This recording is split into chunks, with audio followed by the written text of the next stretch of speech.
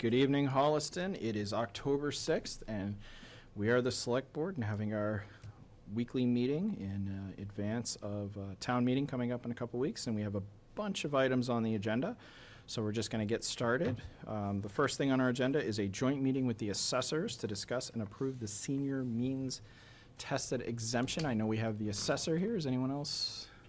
The chairman of the board was calling me a few minutes ago to say he's stuck in traffic somewhere. Okay. Well, I think we could probably get started and talk a little bit about what we're asking for. So if you could just identify yourself, because people... I am Kevin Rudden, the principal assessor for the town. Excellent. Great to see you. Thank you. This is the second year that we've been offering the senior circuit breaker exemption, which is built off the state's circuit breaker income tax credit. Part of the bylaw that we, actually state law that we got passed, says that once a year the select board picks the percentage of between 50 and 200% to match the amount of money people have received. Okay. Last year, given it was the first year and your board was concerned about the impact with the, on top of the override, you guys voted for 50%. Which was the recommendation of the Board of Assessors. This year, the board voted on September 19th unanimously to recommend that you do it 100% to get closer to the real intent of the law, which was give some meaningful relief to the seniors. Just a few statistics. Last year, the first year when the governor signed the bill in May, we really didn't have a chance to publicize it. We had 12 people apply and 11 qualified.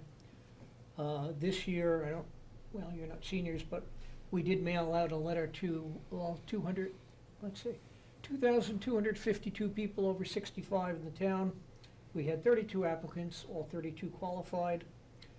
On the sheet that I believe Frank sent to you, we listed them the amount of circuit breaker they received from the state, the total of which was $73,511.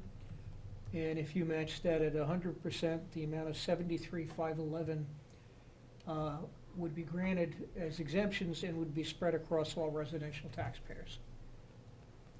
Is it 73,511 is the number? $73,511. And that's at 50%? That's at 100%. That would be at 100%. Okay. 50% would be $36,755.50. Okay. 75% would be $55,133.25. Gotcha. And then 100% is $73,511. On the sheet I gave you, I just listed what effect it would have had on those applicants' property tax bills from fiscal '25 had it been granted in those amounts, so you could see. Got it. And just something, the average annual property tax the 32 applicants paid in fiscal '25 was $8,453.41. According to the Social Security Administration, those property tax equal 24% of their annual Social Security income, which I will tell you, the great majority of these 32 people, that is their income. And 100% match would reduce that down to 17% of their income. So it's really up to you, and then the next step is when you do the percentage, then we lock in the numbers when I come back to you a month from now with the tax rate setting info. Okay. Tina? 2 questions. Yes. That $73,511 Yes. spread over all property tax bills Yes. means what for the average tax bill that we usually use in calculations when we're talking about impact on I don't average have a tax big average bill, but I did divide it by the number of residential taxpayers. Okay. $14.14 for the year. Okay. And when we first adopted this, it was through town meeting action, just correct me if I'm wrong, and then it was this. We petitioned the state legislature to enact a bill. We have, this is our own special exemption granted by the state legislature. It follows the criteria for the senior circuit breaker, which I put in a little box for you. And after 3 years, town meeting votes, so after fiscal '27, town meeting would vote to keep it or get rid of it. keep it at any percent, not necessarily the At the most 50 to recent? 200. Okay, You There's- you basically, the idea was, the people said yes when it went up to the state legislature, that's almost 3 years ago already. yeah, And after 3 years of being implemented, it goes back to town meeting, so that people say, we want to continue this exemption, or we don't. I'm just making sure there's no obligation for the select board to present this to town meeting. This No, meeting it does tonight not go to town fulfills the meeting. obligation. No. And that 3-year window ends for when the select board needs to bring this back? Do you It have that would on? be after fiscal '27. Okay, all right, thank you, I'm all set. Dan? Tina, I covered the question I had. I was more concerned about when we would have to reauthorize this, so got it. Yeah, the idea behind it, Damon, was people had a say in saying, we want this, it goes through the legislature, but then you give them 3 years of implementing to say, we don't like this, or we love this, or we're getting the numbers up, or get rid of it. Yeah. I'll tell you, of the towns that have it around, most of them that have hit 3 years have renewed it. That's my understanding as well. And in the towns that have it, that are larger than us, it hasn't added more than a penny to the residential tax rate and spreading that out amongst people. Okay. And I know last year it didn't add anything. I don't really anticipate it to add anything, because the values are still climbing. Because we're, believe it or not, we're in calendar 2023 and 24 for the values for this year. So, I have one more question when you're. Sure. What was the recommendation unanimous from the Board of Assessors? The is Board of based- Assessors asked it be 100% matched this year. What was their justification for increasing from 50 to 100? Did they provide one? They might not have. They actually adopted my recommendation, Okay, and it was my recommendation to increase it because I understood last year's concerns. It was the first year. okay, There were 3 things that were brought up. Quite honestly, Travis didn't want a split tax rate if it affected it. It was the first year, let's try it at a low percentage. And the major reason was the override and not wanting to burden people on top of the, between 150 and to whatever it was for the override costs. okay. I advocated 100 this year because the override is now unfortunately baked into everybody's bills. Okay, But the original intent of this was to provide relief to the seniors. thank you. Yep. I'm not gonna push it above 100%. I don't know towns that are higher than that. Okay, But I just wanted to live up to the intent. got it, thank you. Yeah, I don't have any questions. I just, I think it's a good program, and I'm happy to support it. I think it makes sense, and if it can help some people with their tax bills. Jeff's here. Yeah, just And- so. There he is. Here he is. Just so the public knows that 100%, Do you want to come up, Jeff? We're chatting, so. the amounts Okay. range from a low of $230 to the state limit of $2,730. Yeah. So the majority of the people would actually qualify for a $2,730 exemption on their taxes. Okay. But we have, like I said, we have one here at $230, we have one at $890. That's what they get off their taxes. Gotcha. Okay. And we have the member from the Board of Assessors, if you just can, because your back's to the camera, if you can just identify, you don't have to turn, I just have to identify yourself. So Yeah, people know who I'm you Jeff are. Marshall. I'm the chair of the Board of Assessors. Okay, we were just talking, we were just kind of going through a couple questions. I think we had most of our questions answered, but wanted to give you the chance to, if you wanted to make any statements about it. One of the questions just came up, the Tina just asked, what's the justification for going from 50 to 100%? And it sounds like, we're we're in year 2, we're moving ahead, and the intention is here to get to 100%. The first year we had an override, so we had a little bit more Exactly. fluidity with taxes, and we didn't want to add this to the mix. And so the second year we were thinking it'd be 100%. But I wanted to give you the chance to speak to it and have any comments that you might have. Yeah, I would agree from that that was the logic last year to start at 50%. It was our first year. We just had 11, I think, 11 people. citizens last year who qualified, and Kevin's put some effort into communicating this more broadly in forums where eligible citizens would be able to hear about it, and that's why we've ramped up to 32, 33? 32, which 32 is this year. almost 3 times last year. And we thought that 50% to start out, that was the bottom limit, it's 50 to 200 available by the state, that we thought that with the override, there was already a burden on the taxpayers, even though this is fairly small, it's still something that they're having to contribute extra, so. Yep. We've been able to triple the number of citizens we are able to help here, and, the total number, I think you've already talked about that, $74,000 or something like Yep. that, which Yep. translates to $14 on the average tax bill. Right. To help our residents who have been here a long time, who are, in a situation where their income is maybe, And they want to stay. and they want to stay, and we want to encourage that as much as we can, and I think this is a valid and good community purpose for this. I'd also add one thing, the state exemptions for the elderly start at age 70. This starts at age 65, Okay. which is a big difference. Yeah, So- no, that's great. And 8 of the people who got it, 8 of the 11 people who got it last year have qualified again this year. That's fantastic. Do either of Motion? you have any questions for Jeff?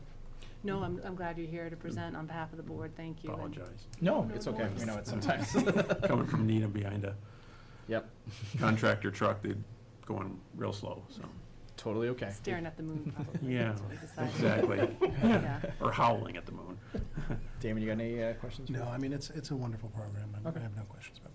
Yeah, and I don't have any questions. I do appreciate you coming and rushing here. No, it's okay, and, Kevin and the team has put a lot of work to this, Yeah, promoting it and making sure that it's a viable program, and Oh, I yeah. want to thank him. The board unanimously agreed with the recommendation. I actually take pride in this. I've written the same law for 3 different communities, so love it. there is a town in Franklin County, a town in Worcester County, a town in Middlesex County. Yep. Helping seniors on this. I feel really, people think assessors are the bad guys that raise your taxes. We're actually pushing this to go statewide. Yeah, oh, great.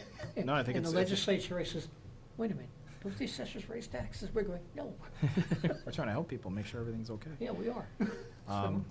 Okay, I think we're in agreement, so I Okay. think I will take a motion Sure. to approve this. All right, I will move to accept the senior circuit breaker exemption recommendation from the Board of Assessors, unanimously voted, for 100% for fiscal year '26. Seconded. All those in favor? Aye. Aye. Aye. I think we're good.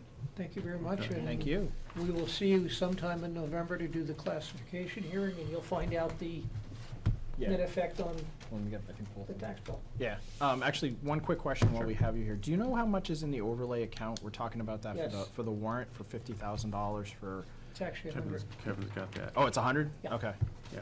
my bad. No, we were originally talking 50. Okay, We have always underfunded the overlay, just so you know, because the more money you put in the overlay, the less money there is for everything else in the town, because it's funded out of the 2.5 cap. right.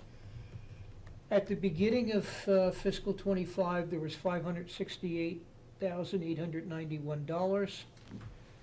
We have processed $254,896.08 of fiscal '25 property tax exemptions. I cannot give you off the top of my head the number of abatements.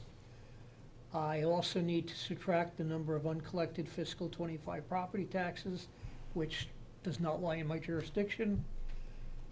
And we also have to put in a reserve for the 2 outstanding appellate tax board cases that we have. We can do the transfer if the appellate tax board cases we lose were in the red. So I don't expect to lose them, but if we do, full disclosure, our exposure, it's the same building for fiscal '24 and '25.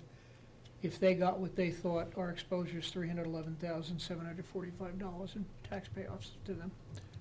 Okay. We're not gonna lose, though. Okay. Yeah, I think the data is pretty clear that, The landlord, it's a tenant landlord in the tenant's responsible for the taxes, the landlord is on our side, and basically, they're not gonna win. Okay. Kevin, just to confirm, so the amount that we want to release now is 100,000, not the 50,000? No, it's 100 because we have one bill in, and I don't know the full amount of the other one. And, you know, it's gonna be a special article, and we'll literally know within a week or two after the article what the amount is, and whatever is unspent drops Go to free back. cash out. Yeah, right, okay. So you But I'd want- rather go higher than lower. Sure. And the contract that we haven't got a bill on yet has a max of 81,000. And they're cranking people on this right and left. I mean, this is our first recertification year in 5 years. And just so everybody knows, I had put in the budget here and there what I thought was an adequate amount, and the bids came in almost 2.5 times higher than the last time around here. And this is a necessary evil of Right. hiring consultants that the Department of Revenue expects us to do. Because 4 out of every 5 years, they trust my work. And then the 5th year, they want consultants to verify that my work is good. Right. And we have to, We have to do that. yeah, they won't approve it unless we hire outside experts to do it, so. Okay. I've also talked to Frank, and we'll talk to the Finance Committee when we get to the next year's budget cycle, about a way of not getting hit with that once every 5 years. Okay. The benefit is that we're fully caught up with our cyclical reviews, at least on cycle, for meeting those. Well, I would put it this way, for the first time in more than 5 years, everything that was, you're supposed to inspect once every 10 years, everything 10 years and up is done. Right. And we're halfway through the 400 for this calendar year on top. We've done over 1,000 inspections this year. Great. So I just say that one of the recommendations from the FinCom when I first joined the board was to flatten out We've done that. and we've done that so that we can project on a regular basis the cost of this without having to deal with the ups and downs where we have to go back and ask for more money. Right. So we've kind of flattened out so that we're on a cycle of doing a routine amount every single year. Depending on what homes are built, you might have 900 due one year and 200 due another. I can tell you, in calendar '27, there's only 257. This year, there's 452. We've flattened it out, so we're staying ahead of the numbers, Yeah. but more predictable. You know, there's a chart on my office wall of the next 10 years. And so basically, you look at that and say, how do we manage this at a consistent level? So, you know, we don't have to hire 8 people one year to supplement office Well, the staff. budgeting process makes it a lot easier. I mean, when we deal with budgets, you know, you want it as flatlined as possible, and the variances should be an anomaly and not a regularity. So that's what we've accomplished also over the last 5 years with Kevin running. Great. And I'll also point out, when the new camera system that town meeting approved last October is up and running by April 1st, it has a lot more management functions to enable us to manage these numbers much more cleanly than me hand counting them. We like that. Yeah. That sounds good. Okay. Thank you very much. Thank you folks. so much, Nice Sean. to Thank see you for you your both. time. Really appreciate Take it. care. Appreciate your time today. We've got a couple things going on here. Yeah, I think we can start, like, we have somebody here from the Mass Autobahn. Take them out of order. It's not gonna drastically affect things, but we can move this ahead before our first public hearing. If you wanna come forward and, just, Heather. welcome and just identify yourself so we know who we're talking to. Hi, Liz Stetson, I'm Senior Director of Capital Assets and Planning for Okay. Mass Audubon. Okay. Thanks, nice to see you all. Good to see you, and can you, so we're talking about some signage that we're gonna be putting up for a new location. That's right, I'm here regarding a request to install 3 directional road signs Okay. for the new Broad Hill Wildlife Sanctuary, located at 300 Highland Street. Okay. And there's 3 signs that we've proposed. One located directly across from the entrance. A second, which is a little further, or maybe you can go to the second. Yeah, the second one located near the high school. Okay. And then a third, which is a little further north on Highland Street.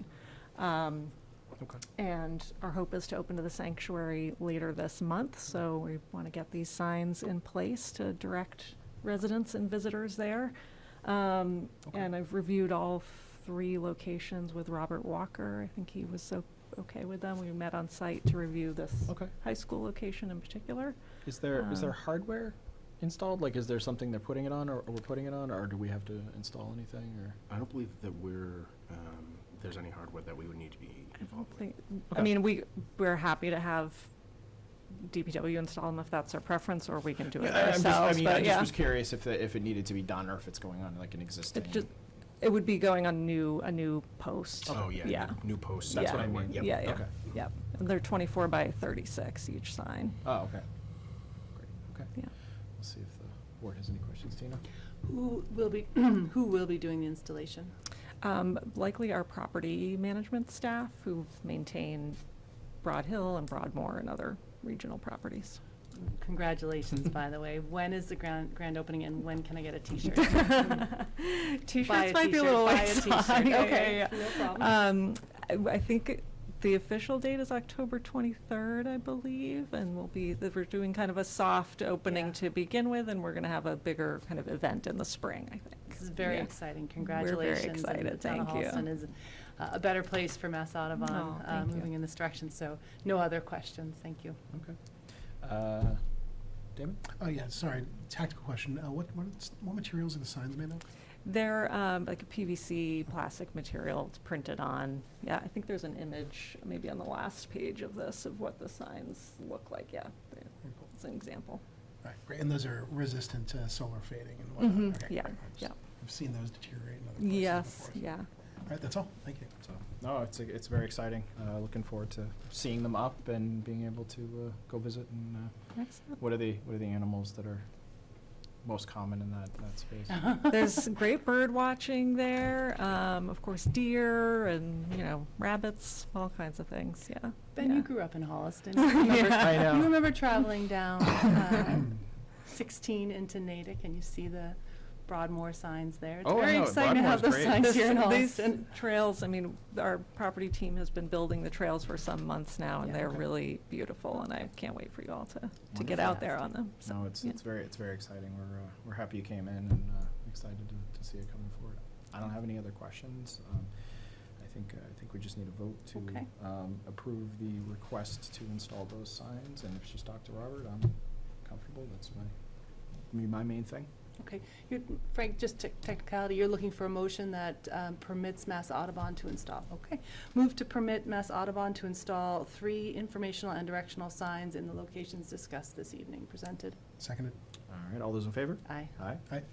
Thank you very much for coming in. Thank you very Liz. much. Appreciate Thanks. it. Have a Can't wait to wonderful. Look forward to seeing you all there. Yeah, absolutely. Have a wonderful evening. Okay, we have a couple minutes. I think the committee appointment might take a minute. But I think we should just move ahead with back to the regular part of the agenda. For the Policy Advisory Committee appointment, is there anyone in the room for that? Okay. Why don't you come on up? I know there's 2 people. One is not able to make it this evening, and then there's one other person, so we might have a couple questions. So just to introduce this, Frank, if you could just kind of give us a little background on what this opening is and what we're seeking to put someone on a board, and just what the board is and what's Sure. where they are at this point. So there is a vacancy on the Policy Advisory Committee, which I think was sort of a result of the strategic plan, a group formed to look at all of our policies and procedures in town to make sure all of those are, the policies and procedures are inclusive, equitable in the way that we interact with the public, and the way that they affect our residents, business owners, and other members of our community. So the select board currently has one vacancy on the committee. There is another vacancy that the school committee, I believe, is responsible for appointing. As I understand it, the policy advisory committee is still sort of in a formative stage. They're still trying to get some additional information and really try to put together sort of for lack of a better term, a schedule of work together before they start delving into some specific departments and policies and procedures. So this would be a great time, I think, for someone to join. And so we received the 2 applicants, or letters of interest. And that's sort of where we find ourselves this evening. Excellent. Have the schools, are they planning to appoint somebody in the near future? So the chair of the PAC and myself had let the chair of the school committee know, and I think that they are looking for applicants as well. Okay, I'm I not a- mean, we could always, if there's, we have 2 applicants here, we could always forward them the second, Absolutely. both the other applicant and say this person is also interested Mhm. if that is suitable for them, because it doesn't have to be a school committee member that Right. participates in this particular. Just committee. like with your appointment, doesn't It need could to be, be a. it could be a member of the public, so, if you just want to introduce yourself, and tell us a little bit about yourself and why you'd like to be on the Policy Advisory Committee, we can go from there, maybe I have a couple questions for you. Sure. My name is Amanda LaCroix. I have lived in Holliston for most of my life. My family moved here in 1993, graduated Holliston High School in 2006, left for a bit in my 20s, so I came back a few years ago, actually living in the house that I grew up in now, which is very exciting. In my day job, I'm the chief of staff at the Massachusetts Supplier Diversity Office, so we work to make public procurement more equitable and increase the participation of diverse and small businesses. So it's kind of what I do every day is in the DEI space, for lack of a better term. I think it's really important to have policies that reflect the makeup of where you live and reflect the needs of everybody in the community. A lot of people think of DEI and they think race, they think gender, but it goes beyond that: language access, ability, socioeconomic status.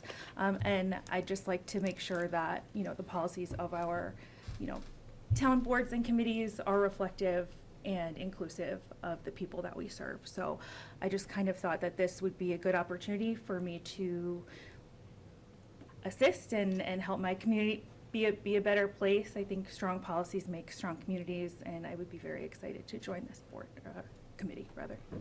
Wonderful. Well, thank you for putting your name forward. There's a lot of opportunities to volunteer in Holliston, so it's wonderful to see new faces and people wanting to participate in these things. So I think there might be a couple questions Sure. from this board, if you don't mind answering. course. So I'm going to hand it over to Tina and see if she has any questions. Well, welcome. Thank you for coming in, and thank you for putting your hand up to volunteer. My only one question: your resume speaks volumes. The Mhm. work that you do is clear. It's publicly available on the mass.gov website, of course, as the Office of the State. Have you served on an appointed or elected board before? Is this work familiar to you in some other capacity? This would be my first Yeah, time okay. serving. Well, thank you again for volunteering. Thank you. Tim?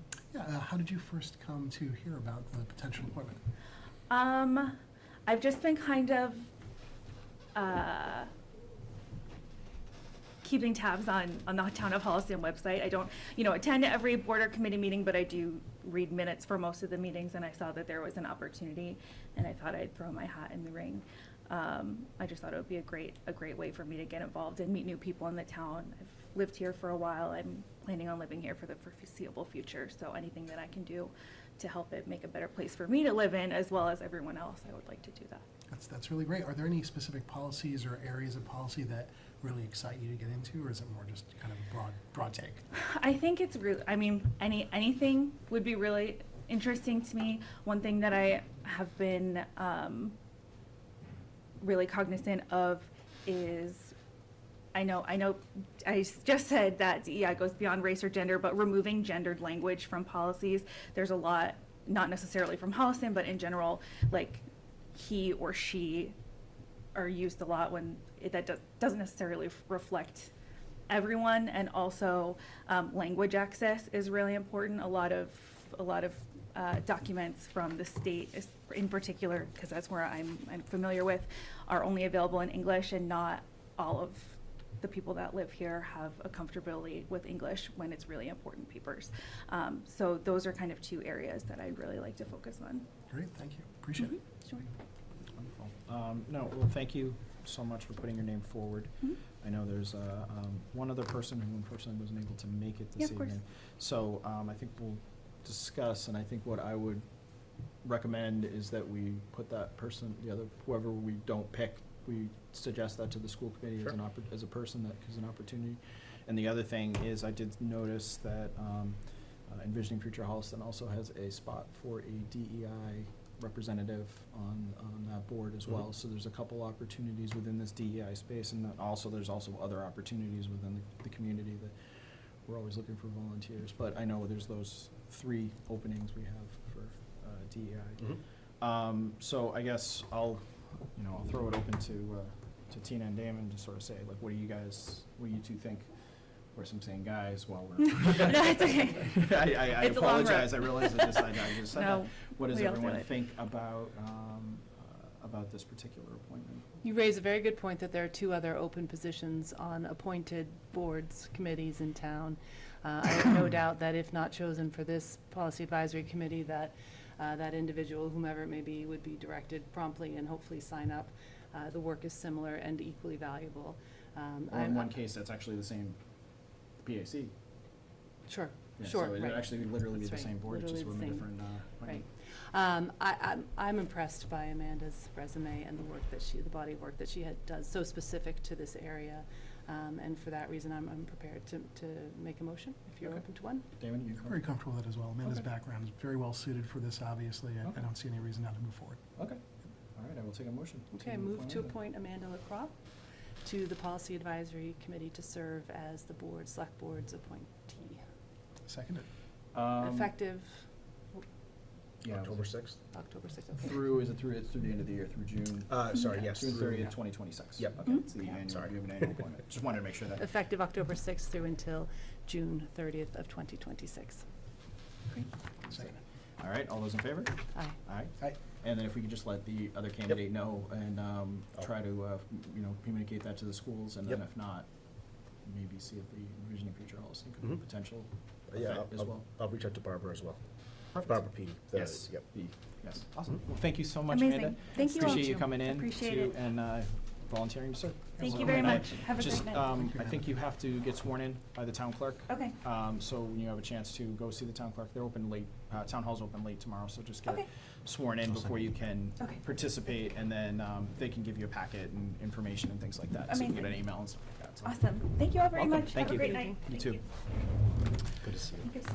All right, so it is 7:34, so we have a public hearing for an alcohol license, and why don't we move forward with that public hearing, that 7:30 public hearing? If we could read the notice Sure. for the public hearing and Notice and open it. then motion? Yes, please. Okay.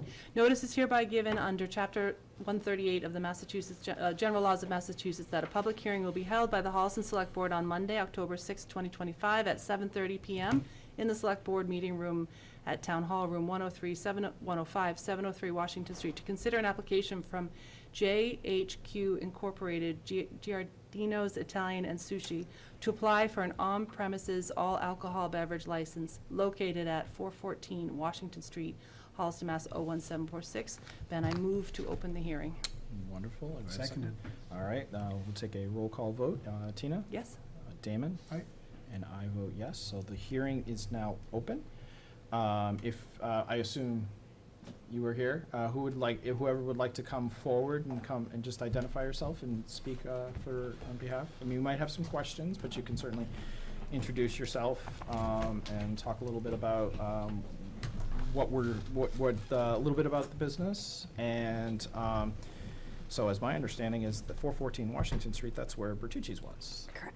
So, so what I'd like, just sort of understanding, the things that we will ask about, and I think we would want to know, so I'll throw it out there to you before you get started, is, hours of operation, any changes, like are you opening a bar or anything like that, or is it going to be like Bertucci's had alcohol served sort of to the table? Is there going to be a bar or anything like that? And just tell us a little bit about the business, and we might have a few questions for you. And then, as it's a public hearing, we'd also open it up to the public if there's any other questions about this particular element. So if you want to introduce yourself and tell us a little bit about the business. Okay, my name is Alex Bourgeois. I work at Democus Law Offices in Lynn. I'm here representing the applicant JHQ Inc., who is opening a new Italian and sushi restaurant at 414 Washington Street in Holliston. And yes, Bertucci's did used to operate there, but it has been vacant since they left. So this will be a great use of the space. This is Q-Ping Huang. She's the proposed manager of record, the treasurer, secretary, and a director of the corporation, and she's also a 20% shareholder. We also have Joseph Gayad here. He is the president, director, and 30% shareholder of the applicant, and we have Sam Solomon, who is a 10% shareholder of the corporation. So Q-Ping Huang has experience waitressing and bartending since 2018. She is a citizen, tip certified, has never had a violation, and she'll be at the restaurant full-time overseeing operations. Joseph Gayad and Samar Solomon have successfully operated another full-service restaurant in Bellingham since last year, all alcohol restaurant license there as well, and they have had no problems or violations. And as you mentioned, the applicant will be doing some work on the premises prior to opening. They plan to add a sushi bar, which is for the preparation of sushi, not serving of alcohol. They will also be adding a full service bar, which will be full dining, alcohol. Alcohol will be prepared behind the bar, and it will also be served at tables. They'll be removing most of the floor tiles, 2 wooden counters, and a 2x4 wall in the restaurant area as well. So they're just going to be revamping the space, really. Okay. So in the seating capacity and occupancy number will not change. Okay. So that will stay the same. I think the seating capacity right now is 123. Okay. So the applicant is seeking approval of the new alcoholic beverage restaurant license, approval of Q-Ping Huang as manager of record, and approval of the build-out of the premises. Okay. The build-out, I don't think is us. I think we would be just making sure, I think we would approve you as the manager, and then we handle the alcohol license. That is our domain of things. The build-out would have to go through, I would assume, the planning board, or at least the building inspector. at the Yeah, very and least. I'm happy to connect you with our economic development coordinator as well, if that'd be assistance. Her and I can usually try and triage a little bit of it. Okay, that would be great. I think a couple questions before I open it up to the rest of the board here. And what would the hours of operations be? The hours would be 11:30 a.m. to 1 a.m. Monday through Saturday, and then 12 p.m. to 1 a.m. on Sundays. And I believe that those are the hours for the other restaurant that's currently operating in Holliston. Casey's? Yes, I spoke with Donna this morning on the phone, and she said that to keep the hours consistent, that would be the hours. Okay. Could you just repeat them one more time? I was writing something else down. Yeah, 11:30 a.m. to 1 a.m. Monday through Saturday, and then 12 p.m. to 1 a.m. on Sundays.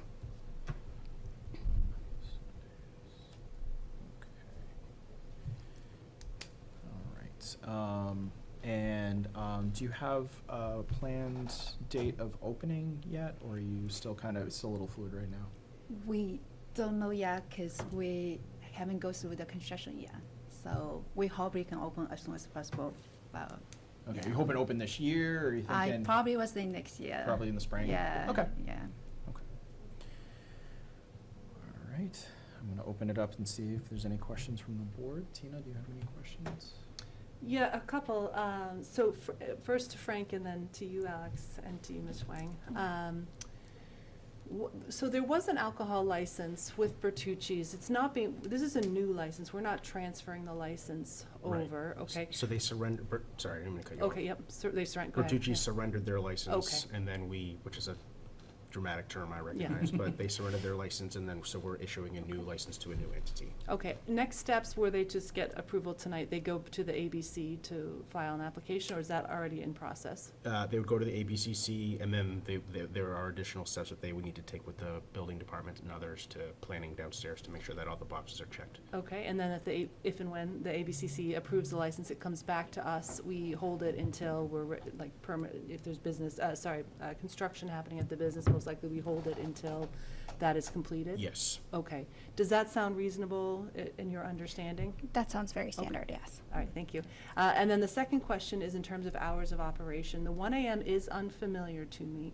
I don't spend a ton of my time looking at hours of operation for restaurants unless they're before us for business. A quick look on the internet has me seeing Casey's is actually open at until midnight, until 12 a.m. So want to just push a little bit on the 1 a.m. Is that a hard and fast for the business? Is that, we are a bedroom community, and by that I mean I just don't know what traffic is going through Holliston at 1 a.m. But I just pause on that because I'm not familiar with that in terms of typical hours of operation for business serving alcohol in Holliston. I'm not saying that's a good thing or not a good thing. I'm just pointing it out as something that I believe would be unique to Holliston. So I wonder if there's any background on Donna's comment that's consistent. If was something lost in interpretation of that, or am I missing something in terms of other businesses serving alcohol in a restaurant format? So I can yeah. check with Donna. I also did the same thing. I just checked Casey's website, and they are open until midnight. It could Yeah. be that they are permitted to open until Okay. 1, Mhm. but I can double check on the hours. I can double check what their license actually permits them to do, and Yeah. reconfirm with the board. Yeah, I'm just really noting it. I don't know that it's, we can discuss whether or not it's a consideration in our deliberation tonight, but just wanted to call that out as it's not something that I'm familiar with. Could you give a dollar amount to the investment being made in construction and improvements and repairs to the building? The cost is estimated at $75,000. And Frank, one more question for you. Are there any outstanding items we are looking for from the applicant? As of this evening, no. I Okay. anticipate there will be, as they progress through the process. Through the building inspector's office, Correct. most likely. Okay, Mhm. thank you, I'm all set. It's exciting, by the way. Welcome to Holliston. Thank you, Dina. Nice to thank meet you for your guys. business proposal, yeah. And I do want to add that I think it probably is pretty common. I mean, I do these hearings all the time Sure. for restaurants to be permitted to sell alcohol till 1 a.m. or something like that, and then they only actually stay open until 11 or 12. Sure. So usually I just always go for whatever the greatest hours allowed by the town. Okay. And not that they would always, I think, plan on being open till 1 a.m. on Sundays, but I just asked what Yeah. was permitted at the other restaurant and went from there. Sure. All right, thank you, Alex. Yeah, of course. Very exciting to hear about. You will probably bridge a feud in my family. I have a son who loves Italian food and a daughter who loves sushi. Perfect. And this will probably help us be a peaceful, coexisting family once more. So a lot of excitement. Out of curiosity, is this an Italian restaurant that happens to have a sushi bar? Or is this a itameshi, like Italian sushi fusion concept like we're starting to see in New York and whatnot? Or just two separate micro venues? Do we know? As I know, back to before the pandemic, nearby the Winchester area, like Burlington town, my friend told me one of the cafe, which is open like 40 years already, they come from like an Italian restaurant. Okay. So they added sushi bar like 10 years before, because I think people realize new generation like sushi, and the other generation like Italian food. So which is a great idea, bring everybody together. So we don't have any problems. Go one restaurant, we all set for that. This is my idea come out. That's And fantastic. I love Italian food too. Also, I love sushi too. Yeah. This is great for me too, you know what I mean? Yeah. I love the idea that I could go get sushi while my son is eating pasta. And, Oh, and I no he's problem. just going to look at the sushi and go like, I don't That- want that. And So I I do want can't it. wait to go. So it's great. I think that's So more tactical question. Do you plan on having any live performances? Is it going to be used as a venue of any kind? Any live entertainment in that space? so. I'm sorry, what's the question? Music or Like open mic music night? performers, Bands. bands? Oh no. Nothing. We don't plan anything right now. Yeah. I No. music, but I'm not going to dance. Oh, I'd love to hear more. Let's hear more about that. That's great. And then as far as the parking goes, I forget, is that area a shared parking with all those businesses down there, or do you have your own space? It's a shared park. It's a shared. It's a shared parking space, Yes. okay. And I know, Tina, you pointed that out about the 1 AM. We can talk more about it. I'm concerned if it's it's close to my house. That place is a ghost town at that That's hour, great. so, yeah, great. I can say something about the parking. I own the building since 1999, Well, there you go. and with Bertucci were there, sometimes it's very busy, but we do have a extra park in the back of the building. Yeah, right. And most of the business in the property, it's kind of like a more like a daytime, you know. a lot of- Yeah. There's a physical Yeah, therapist. Right, so right. business closes like Yeah. 5 o'clock, like the physical therapy, the hair salon, all this stuff. The bookstore. So most of the parking will be okay by 5 o'clock, or the Excellent. most busy times.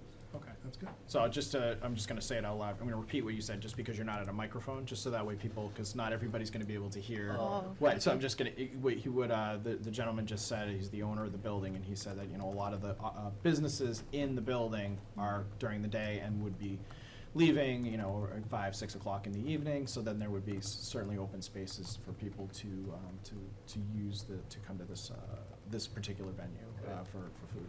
Yeah, so that is all. Very exciting. Thank you. Thank you.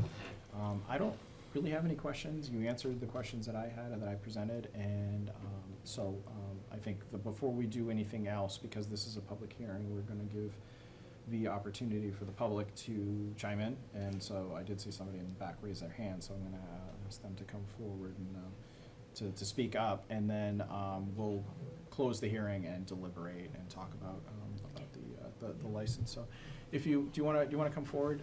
Just come on up. If you don't mind, could you just move to the side, please, so we can make sure, we want to make sure somebody has access to a microphone. Appreciate it. And if you just give us your name and address, Sure. and you can give us your comments, your questions. Yeah. Good evening. I'm Richard Boylan. I live at 21 Concord Street. I am one of many abutters to the property. This is my wife Shelley with me. I also live at 21 Concord Street. Okay. Yeah. Okay. I'm sorry to come in uniform. I'm at the scout meeting across the street tonight. No worries. And I just want to say that, as you're well aware, looking at the property, you have a bunch of residential abutters. Yeah. And on a summer night, when the windows are open, we are privy to all conversations in the parking lot of Bertucci's, or what was. Somebody having a conversation in front of Bertucci's, we can hear what they're saying in our living room. Okay. The sound just carries right through that intersection. 1 o'clock would be horrendous for us. Not just, the conversations, but traffic, cars pulling out, screeching around, all of that, any kind of. Yeah, we understand that, you asked for a 1 AM license, but you may not actually stay open that late. But But, just the possibility is difficult Okay. for us. yeah. Okay. And, So but the others on Curve Street are even closer. Yeah. And so I can't imagine that they did it, so. So your concerns about noise in the evening and the hours of operation? Yeah, Hours yeah. of operation, really, because Okay. it's not that people are yelling or screaming. Sure, it's But just if they're sound coming carries. out at 1 AM and they're having a conversation and they're saying, hey, Joe, see you Right. tomorrow, or whatever, Sure. and we're trying to sleep. Yeah, we're So- privy to that. And the other question I had, which is really outside the liquor license, is what kind of signage do you plan to have? I can answer that. Just to come to the Please just table. come to the table and you can just identify yourself so that people can hear you. I'm familiar with the property, so, Okay. yeah, we're probably gonna have the same exact, what Bertucci has before. Okay. Same place, same Yeah, designs. Our concern is neon, because already there's a lot of neon in the East Holliston storefronts. And there are rules about neon, but they're not really, Yeah, the town has bylaws about when signs are supposed to be off. and they're not. So Okay. it's really important that there not be any flashing neon or big neon or anything that sort of flashes into our living room. Okay. I don't think this is gonna happen, Okay. no. Yeah. All right. And that's something we can address with the building inspector, because Yep. that's really Right. where the building inspector would have All right. to come in. Are we done? Other than that, I'd be happy to Okay. have a new restaurant in. Yeah, we Understood. look forward to We your miss coming in. Bertucci's because, Thank hey, you. we can walk across the street and get I miss dinner. Walter's Dairy, but I you know. know. Yeah.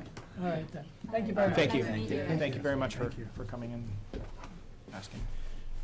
Does anyone else in the room have any questions or comments for the public hearing? for Giardino's Italian and Sushi Restaurant? Nobody in the room. Anyone on the Zoom call have any comments or questions? If somebody could just hit the okay there, just to make sure I'm not missing anything, if you don't mind.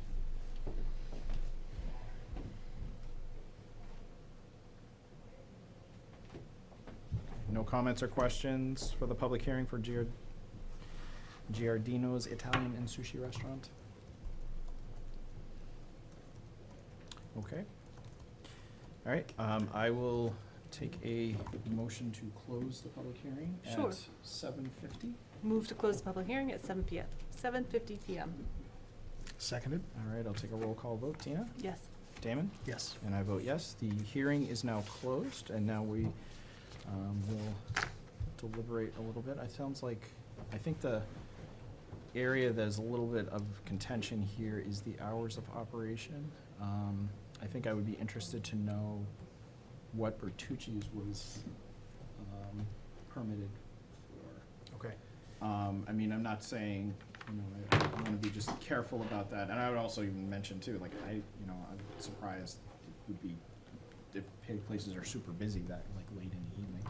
But I think that would be a question that I would particularly have. Tina, do you have any comments or thoughts right now? I'm looking at the business before the board, which is to approve the request for an all alcohol license and to accept the manager Yes. in name here. And so I understand, and I would like to know the process by which hours of operation are addressed. I don't believe that's through this board with the action that we have tonight, Probably unless not, we no. were to go to an extreme step of not issuing an Right, alcohol yeah, right, license right. over hours of operation. And so Right. my question is really to you, Frank, is the role of our economic development coordinator to work with any business, any restaurant for that matter, not just this one, to establish hours of operation that are amenable and fit within the character of the town, which I believe is the applicant's best interest and also their desire. So the role in which Melanie Hamblin, our economic development coordinator, I don't mean to name her by name, but our economic development coordinator has in this process. I believe there is a role there and that you would continue to work with her. As you develop your business, you're obviously looking for the greatest success and are going to partner with the town. Would expect nothing else, and I'm sure, again, that's your intention. So could you just talk that through next steps for a business? Once you receive your ABCC license, you have your occupancy permit, the role in which our economic development coordinator or others would work with any business, any restaurant over hours of operation. Yeah, so it even begins even before the occupancy permit is issued, even if you're in the formative stage or if you're somewhere in between opening and thinking about opening a business, I can connect, Melanie and I can hop on a call with you all and we can sort of figure out who the players are downstairs where all of our land use departments sit, and figure out who you need to speak with and in what order, or what order would be most beneficial, I guess, or most expedient. So I can, tonight, before we leave tonight, I'm happy to send an intro email. Maybe we can set up some time either later this week, next week, whenever works for you, and go through some of the next steps. That would be great. Thank Would you be amenable to that? Okay, I'm all set then. And I just want to say, I love the idea of an investment in the property. I think that's wonderful. That's significant and worth noting. It's a good thing for the town of Holliston. Obviously, the business idea is wonderful. I think there's strong enthusiasm for both more Italian food and more sushi in the town of Holliston. And just want to thank you for bringing your application forward. Thank you. Anyone have comments? Okay. It's happening. So I think we'll take 2 votes, I think. We would do one to issue the license and then one to for the manager, I believe. Okay. Do I have that right? Yes. Okay. Sorry, I'm looking for their email address at the same time. Okay, so, Some separate motions. yeah, so Two two separate motions. All right, so the first would be, make a motion, like a motion to, give an alcohol license, an all alcohol license to Giordano's Italian and Sushi Restaurant, also JHQ Incorporated at 414 Washington Street. Okay, I move to approve the all alcohol license for Giardino's Italian and Sushi Restaurant at 414 Washington Street. Seconded? All right, all those in favor? Aye. Aye. Aye.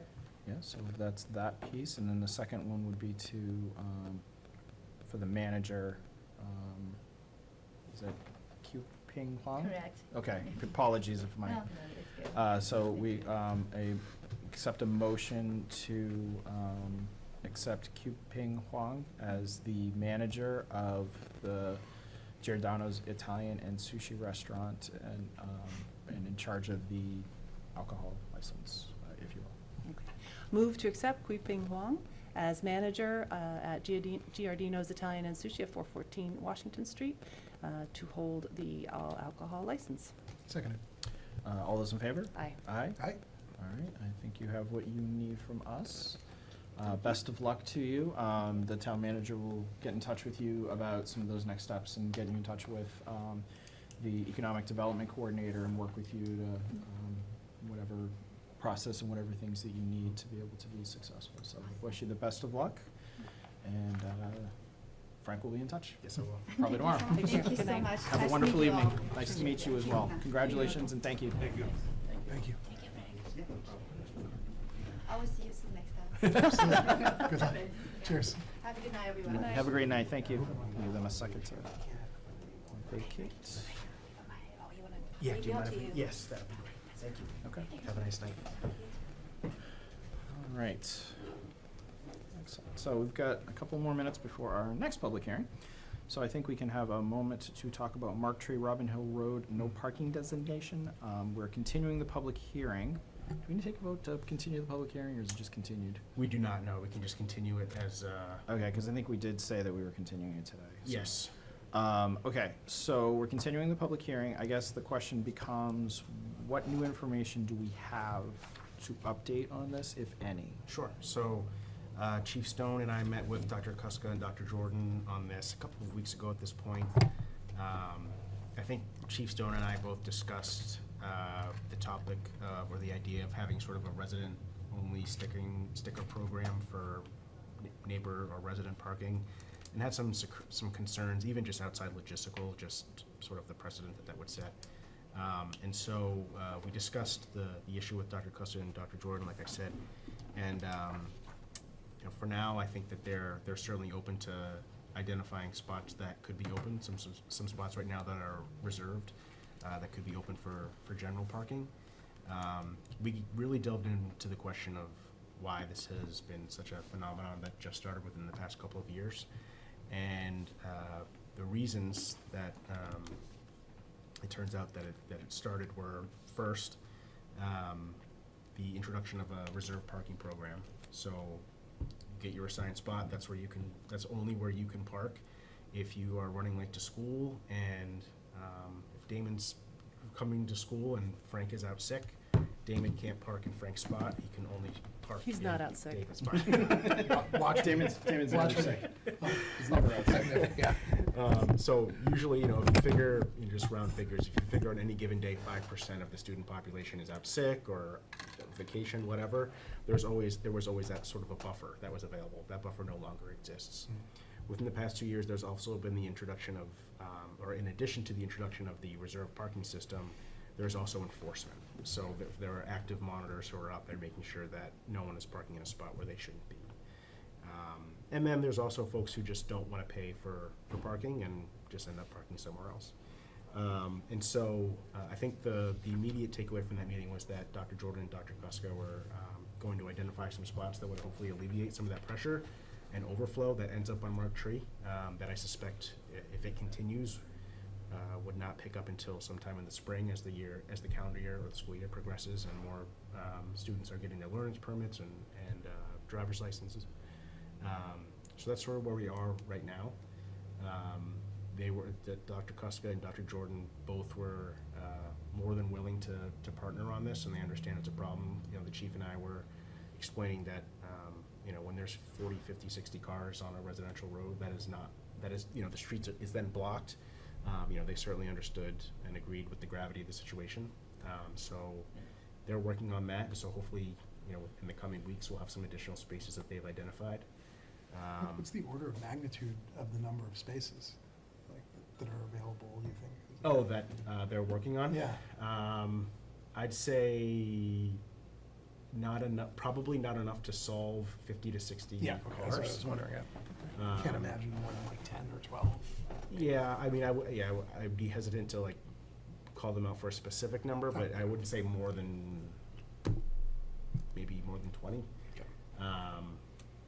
But you know, they're making a good faith effort, I think, to try and relieve some of that pressure. Fair I enough. think what's hard about it too is it just seems like it's the schools need to be dealing with the situation, and yet the residents in the area are the ones who are having to contend with it. They're the ones and in some ways the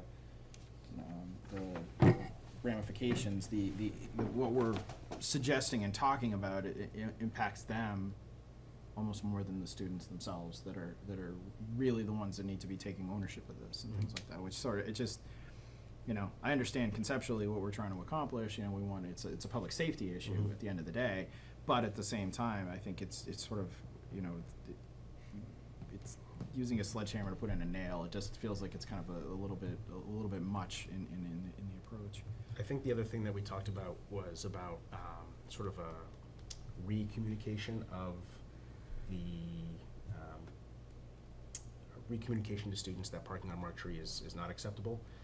So I think there was some discussion at one of the board's meetings that we discussed this topic about that the students were under the understanding that they could park on Mark Tree, and I think that They were told, I think they were actually, yes. according to the stories we're hearing, they were told specifically to do that. So I think Dr. Jordan and Dr. Kuska were going to work with the high school administration to make sure that was recommunicated or Properly communicated. So hopefully, that's sort of half the battle there. Yeah. We did briefly talk about sort of some alternate parking sites off campus that maybe we could open up. The only one that we discussed really at length was Pinecrest, but Pinecrest is that's a good hike away. So then you'd either have folks, you'd have folks walking from Pinecrest, which is obviously much further than Mark Tree, so I'm not sure how much of a better alternative that is. But that's sort of where we're at as of late. Or they could start to carpool. Also true. We need to provide incentives. Incentives. For carpooling, we'll figure it out. Anyway, Tina, do you have any comments or questions about this? Just the intent tonight, whether we're gonna close the hearing, bring this back as a later agenda item, or? Well, I think the first thing I want to do is, because it's a hearing, is I'm just going to open it up and see if anybody had any comments Sure. from the public, to see where that stands, because I mean, my inclination is to continue to put it off, and not do, and kind of work with communication, but I also want to hear from the residents to see sort of where they fall, if that was the intention here. Are you here for the Mark Tree? Okay. Do you have any comments that you'd like to make? Okay. If you want to come forward, this is a public hearing, so if you just give us your name and address, and you can give us your comments. Jonathan Parker, 290 Mark Tree Road. So if this topic is going to be pushed off until the spring maybe, with some kind of addressing going on now, I just want to be clear, so that means that the idea of a no parking zone is being deferred, correct? That the original proposal, that's not going to happen? That's kind of what the intent would be by deferring it. It's sort of just, I think the concerns that I heard, and the reason I'm sort of thinking that is because residents like yourself were just concerned about, like, well, what if I want to have a guest, or I park on the street? Like, I don't want to punish you for something that's happening at the schools, and seeing if we can fix it through other means before we do something like that. Right, fair enough, and that people did bring up the topic of some kind of resident exception, and it sounds like that's been dismissed. Is that true? Well, I think I'm not sure it's entirely been dismissed, but I think as Chief Stone and I were talking about it more, I think we had some hesitation about how that would, logistically, how it would be enforced. What justification would we have then for if another neighborhood would like a resident-only sticker program, for lack of a better term, how would we do it for one neighborhood and not do it for another neighborhood? So there are just a few different things that, as he and I discussed it further, we thought we'd mention it to the board as the public hearing process continued. Okay, so it continues to be discussed anyway, it sounds like. Yeah. Also, did Chief Stone indicate at all that the police department would continue to monitor the situation? Absolutely. Continuously to at least head off some of the worst that has happened already last year. Yes. How's it been so far? So far, it hasn't been bad. Okay. It feels like the school might be already communicating. Okay, Certainly, it's nothing like it was last spring. There's some cars there every day. okay, I don't know if even the ones that are there, if they continue to be there when we get snow, that could still lead to the safety problem. But for now, at least in terms of the, our general feelings of the situation, it hasn't gotten bad. But okay. if it could happen, as we saw last school year, it could happen at any time. I mean, it really escalated fast. Okay. Was that like March, April kind of during the year? More like January, because Oh, really? that Okay. was when I witnessed a school bus having to back up Oh, from, all the way from one end of Mark Tree Road, all the way back to Sparrow and back in order to get out of Robin Hill Road, That's Okay. crazy. because of the snowbanks and parking on both sides. okay. All right. So that was January, I think, Yeah. when because they had just, or December, they were just about to go on break. But anyway, yeah, so Okay. that's, yeah, but then the other things, I guess you're aware of, which we already covered, are blocking driveways and mailboxes and Right. whatnot, so that could escalate quickly too. Yeah. One other comment, just, you mentioned the golf course. There are students, I see them, that already walk from that distance in the neighborhoods, like around Fairview and all, that walk to the high school, so I don't think it's that far. Maybe they would disagree, but, Only on So- cold days, probably. yeah, maybe, especially, yeah. But I would say that that's not, if the golf course is willing to entertain that, I would say that's not something that should be ruled out. Because, Mental refresher, I know that there's sidewalk, at least along part of that. Is it fully sidewalk? I think it's I think it is. fully, I think Yeah. it's fully from Pinecrest all the way. From- to from West. Pine- yeah, And it's then there's a at least from crosswalk Pine- actually for cross Highland as well. Correct, yeah. So there's a safe way to do that. Yes, right. I mean, I think, we could look into that to see if that makes any sense. I think the challenge can be like when golf season opens, then something Yeah. can be a little bit busy, or it'd have to be particular designation, but that could be an opportunity for, for an overflow if there's no spots, then they could go like in the back by the public gardens or something like that. That might be something that we could try too. I think Yeah. just to address I just don't want to forget, the comment you made about the ongoing sort of, the police department's monitoring of the situation.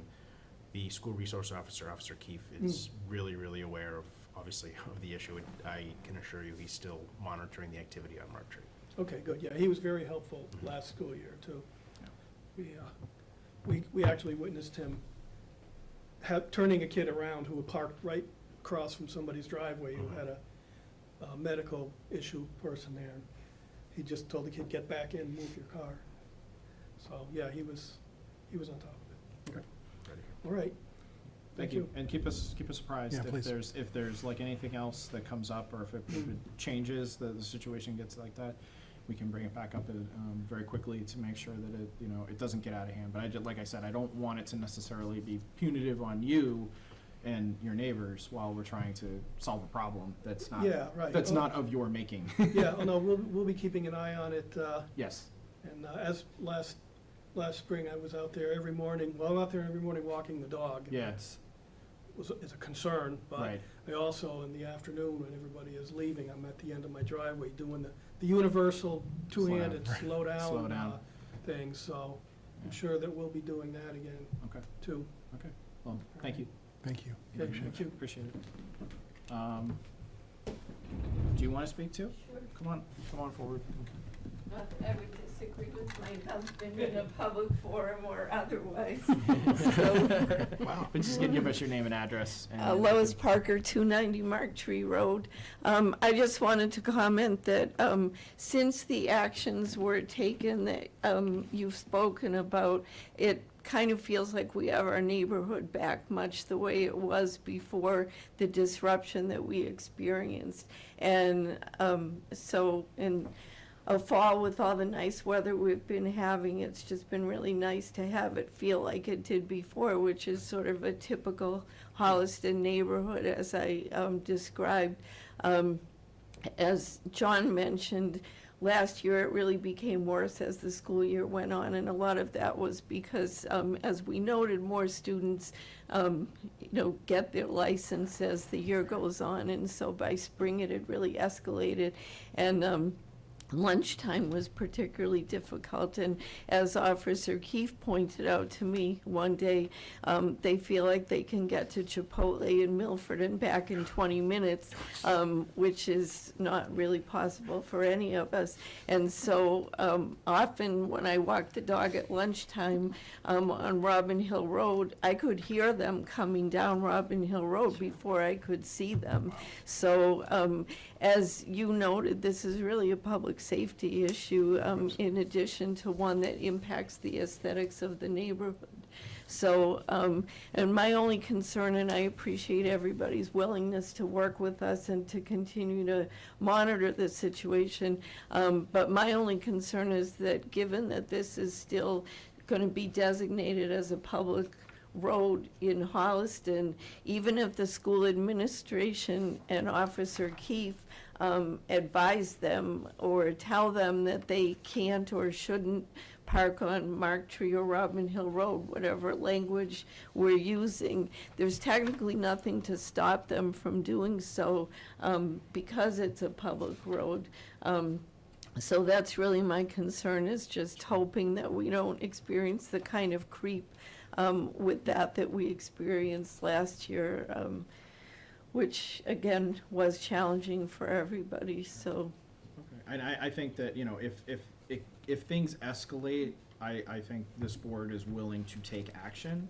I think we want to try to use communication and other means so it doesn't become incredibly disruptive for your neighborhood by doing something like that, because then it turns into, to your point, enforcement, and then you get caught in that if you have somebody there and things like that. So it becomes much more challenging. So we want to try to find a way to do this that's least disruptive to you and that still works. That's kind of the way I'm looking at it, but we can step in anytime to yeah, make I that change. appreciate that. Because as I noted in the email I sent, we've been on that street for 33 years and we never experienced the problems that we experienced last year. I mean, one day a year when the fireworks are at the high school, there's a lot of traffic on that street, and we fully understand that and can live with it. But what we were experiencing daily during the school year last year was really untenable, and so my concern is just putting that genie back in the bottle is often more difficult than not letting it out in the first place. That's fair. That's a fair point. So, thank you. Thank you. Thank you very much. Is anyone on the Zoom call have any public comments about the Mark Tree, Robin Hill Road no parking designation at this time? Oh, Lori, I see your hand raised. If you could just unmute yourself, give us your name and address and your comments. I'm Lori Markoff from 280 Mark Tree Road. I just want to thank the board for your thoughtful consideration of all the options before we do something that will be more, I don't know what the word is, but a stronger intervention that might affect the life of the residents in other ways.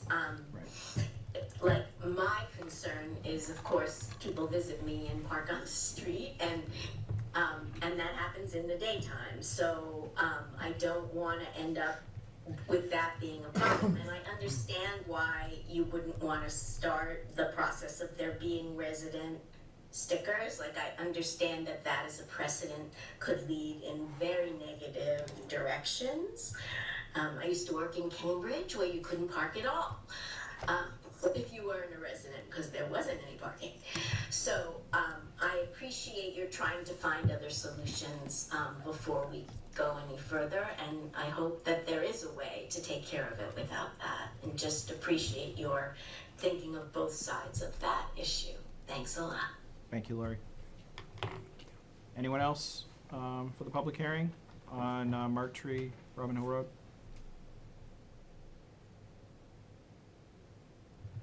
All right, hearing none, I think probably could just close the public hearing at this point, right? I mean, that'd probably be the best course of action. And then my feeling is that I'll ask you to, if you agree with me, is that we close the public hearing tonight and we basically try to continue to solve the problem through proper communication by the schools to the students. See if Pinecrest could possibly be an overflow solution as the year goes on.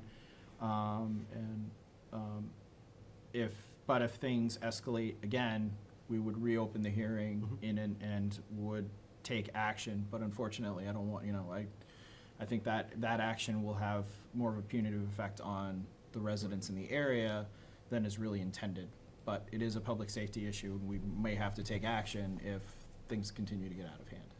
That sounds good, and we can, but as the year progresses, and I'll be letting the school administration know that obviously if we've technically closed the hearing, but at a staff level, we can obviously keep the communication flowing between the police department, school department, our office. And any residents who bring it. Because they recognize it's a safety issue too, not even, just for the residents, but for the students as well. Yes. So they recognize that they want to be part of the solution. Tina, Damon, I'm talking a lot. Are you comfortable with that approach? Well, do you want to close the hearing and then deliberate, or deliberate and then close the hearing? Well, I want to deliberate because if we close the hearing, rather than continue the hearing, that's kind of what I'm asking. Okay. I have a couple comments. Yeah, go ahead. I definitely think that having Officer Keefe out there doing enforcement on a regular basis without a tool by which he can enforce is an unnecessary challenge for a school resource officer where we have a tool that we could use.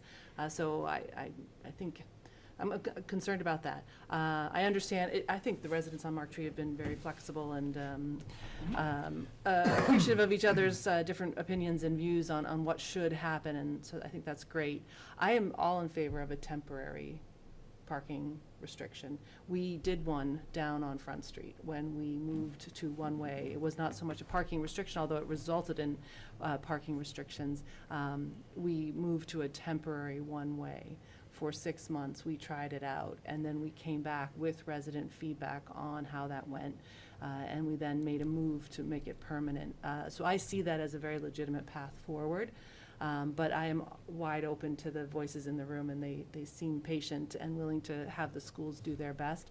I just think it's an unnecessary burden to put on residents if a day comes in the near future or distant future where things change, conditions on the street, have the SRO having to respond and having residents having to experience that again when, as you all know, I am an active transportation advocate.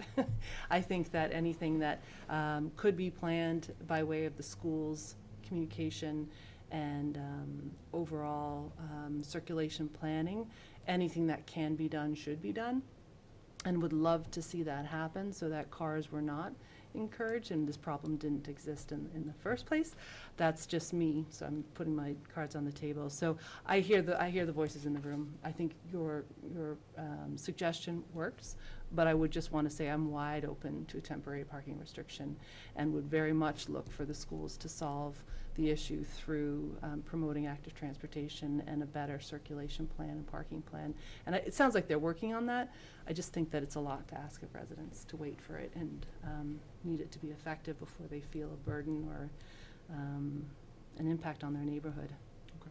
But I'm glad to hear conditions are better, and I'm sure it is from the collaborative work with the schools. So thank you, Frank and Chief Stone and Dr. Kuska and Dr. Jordan. But I remain wide open to something more significant, weighty in terms of enforcement. Okay. Yeah. Damon? Yeah, I think we're in more concurrence than you might believe. I'm definitely a velvet glove with an iron fist kind of guy. So I think you play nice until people don't play nice, and then you play really tough, and then maybe they back off. So my point of view is pretty similar. If things are auspicious right now and they're working in the right direction, and we think the communication part will have a lasting effect, I'm very happy to let things kind of, sit and see how it goes. But should the trouble reoccur, I mean, there's public safety, not just the lifestyle of those who live there. It's something that we should take very seriously, so I'm also quite amenable to pursuing something that's a little bit more draconian should that be needed. Yeah, I mean, I certainly, I hear that approach, is that, being able to have some sort of enforcement tool.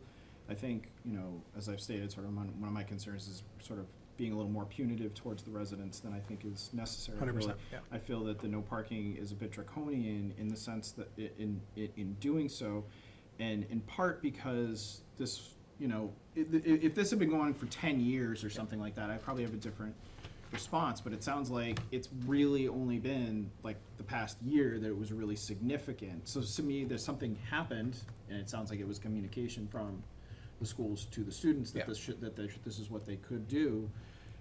And I believe, I certainly share concerns of putting the genie back in the bottle, as one resident put it, but at the same time, I also feel that it can be done, and the population does shift. Like those kids who were probably parking over there didn't have parking spaces, now probably have parking spaces, and it'll be a new group of kids, and we can work towards that. So I personally do not want to do that, close down the parking with no parking to sort of protect the residents in that area. However, if it does escalate again, as I think we step in, it is a public safety issue, and we have to make sure that is taken care of. Point of order, Ben, Yes. if I may.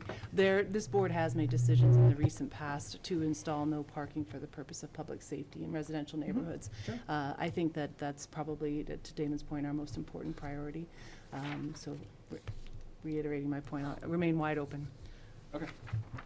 Did you want to make one more comment before we close the hearing? Sure. Come on up, Lois. It's quick. Okay, go ahead. I was told, I think during this school year, in a conversation with Officer Keefe, that the upcoming sophomore and junior classes are quite large, and that if we don't nip this in the bud this year, that we're likely to have a bigger problem down the road. So I just thought that was probably relevant information to share. Yeah, it's good information, and I think, and I think if it happens, I think we nip it in the bud and we keep it there. Schools are a wonderful partner for communicating effectively to the Mm. students, so Yes. I'm sure they will do their best and their part. And To make sure that doesn't happen again. Right. especially if they see it coming. Yeah, And we are not opposed to having a parking restriction on the street. I know the neighborhood is somewhat mixed on Sure, that, but yeah. I'm just saying that we, Okay. Okay. thank you. thank you. I will, if you both are amenable, I will entertain a motion to close the hearing. Okay. Move to close the hearing at 8:23 PM. No action from the board. Seconded. All right, all those in favor? Aye. Aye. Oh, Aye. roll call. Oh, yes. Dina? Tina, yes. Damon? Yes. And I vote yes, and I would like, I don't think we take any action at this time. Okay, sorry, I And didn't I mean to think jump the gun in my motion. That's okay, no, that's okay. I don't think we take anything at this time, but if it does escalate, Frank, keep us apprised, and I'm in favor of reopening the hearing, and we'll, with velvet glove and an iron fist, take the gloves are off, and Sorry for the to colorful. make sure that we're protecting the sayings. residents and keeping things safe for you, so. Thank you, appreciate you coming in, thank you, Lori. All right, we have another public hearing. Yeah, busy evening. So if we see it escalating, Tell him, we tell you? Yeah. yes, tell him. He's getting a business card. He's gonna give you a business card, and you can always call town hall as well, Yeah. and just say, hey, just identify yourself and let us know that it's happening, and your neighbors can do the same, and we will step in, and I think we're willing to do it quickly, but we wanna make sure that we're sensitive to you and your needs as well. But when it does become a public safety issue, we're gonna have to do it. The iron fist. We're gonna have to do it. Like to avoid it though. Thank you. Oh, no. I'll try to avoid colorful phrases in the Sometimes future. your metaphor had a lot of, was a robust metaphor. It's a robust. Well, there was a sledgehammer in there too. isn't there? I know. A sledgehammer for a nail, yes. The 16-year-olds don't know what's coming. Let's try to avoid that. Thank you. Bye. All right, so could we read the notice for the hearing for the full alcohol package store transfer? And then I'll make a motion to open it. And then make a motion Sure. to open the public hearing. Notice it's hereby given under Chapter 138 of General Laws of Massachusetts that a public hearing will be held by the Holliston Select Board on Monday, October 6, 2025. It's posted at 8 p.m. It is now 8:25 in the Select Board Meeting Room at Town Hall, Room 105, 703 Washington Street, to consider an application from Depot Package Holliston Incorporated for a transfer of a liquor license to Premod R. Contractor, located at 110 Church Street, Holliston, Mass. 01746. Motion to open the hearing. Seconded. All right, I'll take a roll call vote. Tina? Yes. Damon? Yes. And I vote yes, and I appreciate everyone's patience who are here for this hearing. Well, we've had 3 public hearings tonight. Is there anyone here from the, for this particular transfer of the alcohol package? I do see Mr. Contractor. Yes, good evening, board. Can you hear me okay? I can. If you could just identify yourself and, yeah. I would be happy to. My name is Matthew Porter. I'm the attorney for Depot Package Holliston, Inc. Along with me on the Zoom hearing this evening is Mr. Premod Contractor. Mr. Contractor is one of the principals of the applicant, Depot Package Holliston, Inc. He's also the proposed license manager, meaning that he'd be the individual on site 40 to 50, I'm sure, if not more hours per week. Okay. This relates to the sale of Depot Package Store at 110 Church Street. There's a little uniqueness to the application in the sense that it is a transfer to a new entity, but Mr. Contractor is already an owner of the store. He currently is one of the shareholders of Babasai Inc., which operates Depot Package Store. They are now selling to two of the partners in the store are now selling to Mr. Contractor. So it's a transfer to a new corporation, but there is one carryover of Mr. Contractor who's been there since they purchased the store a few years back. He's also going to be taking over the day-to-day operations. So it should be very seamless.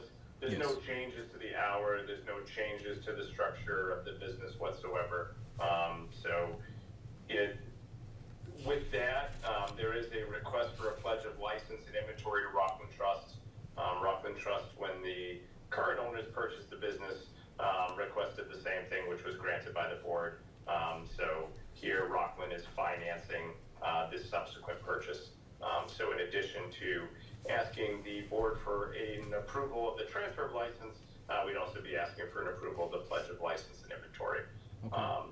And we have all that documentation in front of us? From an outward perspective, there are really no changes to the operation of the business. And certainly with that, I can answer any additional questions the board may have, and Mr. Contractor can as well. Okay, I have 2 questions here. The first is we have all that information from Rockland Trust that we need to approve? Correct. Yeah, Okay. so within your application, you would have a draft promissory note, a draft pledge, as well as a commitment letter from Rockland Trust.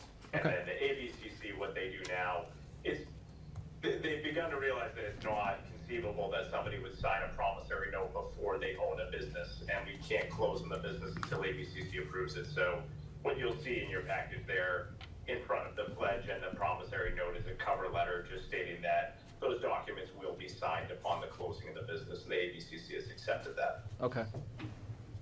I'm just having, the clerk is just looking for it because there's a lot of documents. While the clerk is looking here, my only question for Mr. Contractor, so I understand that you are currently a part owner of this, of the existing license and the corporation that's in charge of that license, and you are just taking over for the other individuals who were on the original, the previous licensure. My question just for you is that are you're currently working in the facility, or are you just an owner of the facility? Have you been working in the store? Good evening, everyone. I am just owner of the business. Okay. Yeah. So you're just going to be the owner of the business? Okay. Yeah. And you're. I'm sorry. I think there's just some language barrier there. He's saying he was just the owner of the business. He's now going to be the owner and the license manager. He was not the current license manager. That was kind of what I was trying to ask. No, thank you for helping and clarifying that. I just wanted to sort of understand that particular piece. Okay. Yeah, sorry. No, that's okay. I apologize, Mr. Contractor. I didn't want to put you on the spot in a public setting like that. I'm going to open it up to the board, and then because this is a public hearing, we're also going to open this up to the public to see if there's any other questions as well. Tina, do you have any questions here? We have the assignment and pledge of liquor license and alcohol inventory in front of us. Okay. I hear no changes to hours of operation. Correct. I'm all set for now. I might come back with another question, but I am all set for now. It might be to Frank, actually. Okay. I actually have no questions about this one. Yeah, I don't have any questions, especially as he's a part owner. It's and it's existing hours, so it's not quite a clean transfer, but it is somewhat within something reasonable. Because it's a public hearing, there's no one in the room, so I'm not going to open it up to the room, but I will open it up to the Zoom. Does anyone on the Zoom call this evening have any questions or comments about the full alcohol package store transfer at Depot Package Store from Bapasai to Prayman Contractor at 110 Church Street? And does anybody have any comments or questions at this time? Just one clarification there, and I thought that I heard that prior to, but the transfer is not to Praymont Contractor. Mr. Contractor is one of the principals. The transfer is to Depot Package Holliston, Inc. That's the applicant here. That's my error. I just want to make sure. Yep. Okay. Thank you for that. Yeah, no, it's okay. There's a lot of language here, so, but no, I appreciate that. No, that's a good point to make. But does anybody have any comments, questions, for this public hearing at this time on the Zoom call? You can raise your hand using the reaction button.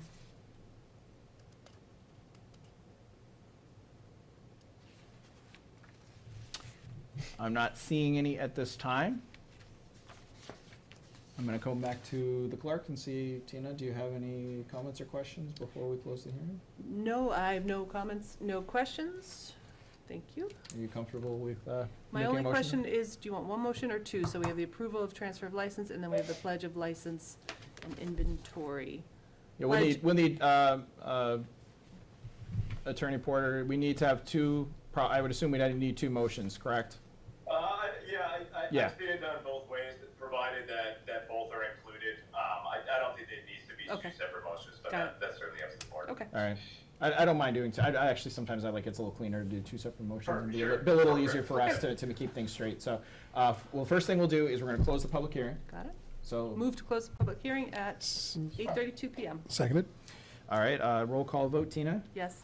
Damon? Yes. And I vote yes. So the first vote we're going to take is for the transfer of alcohol license.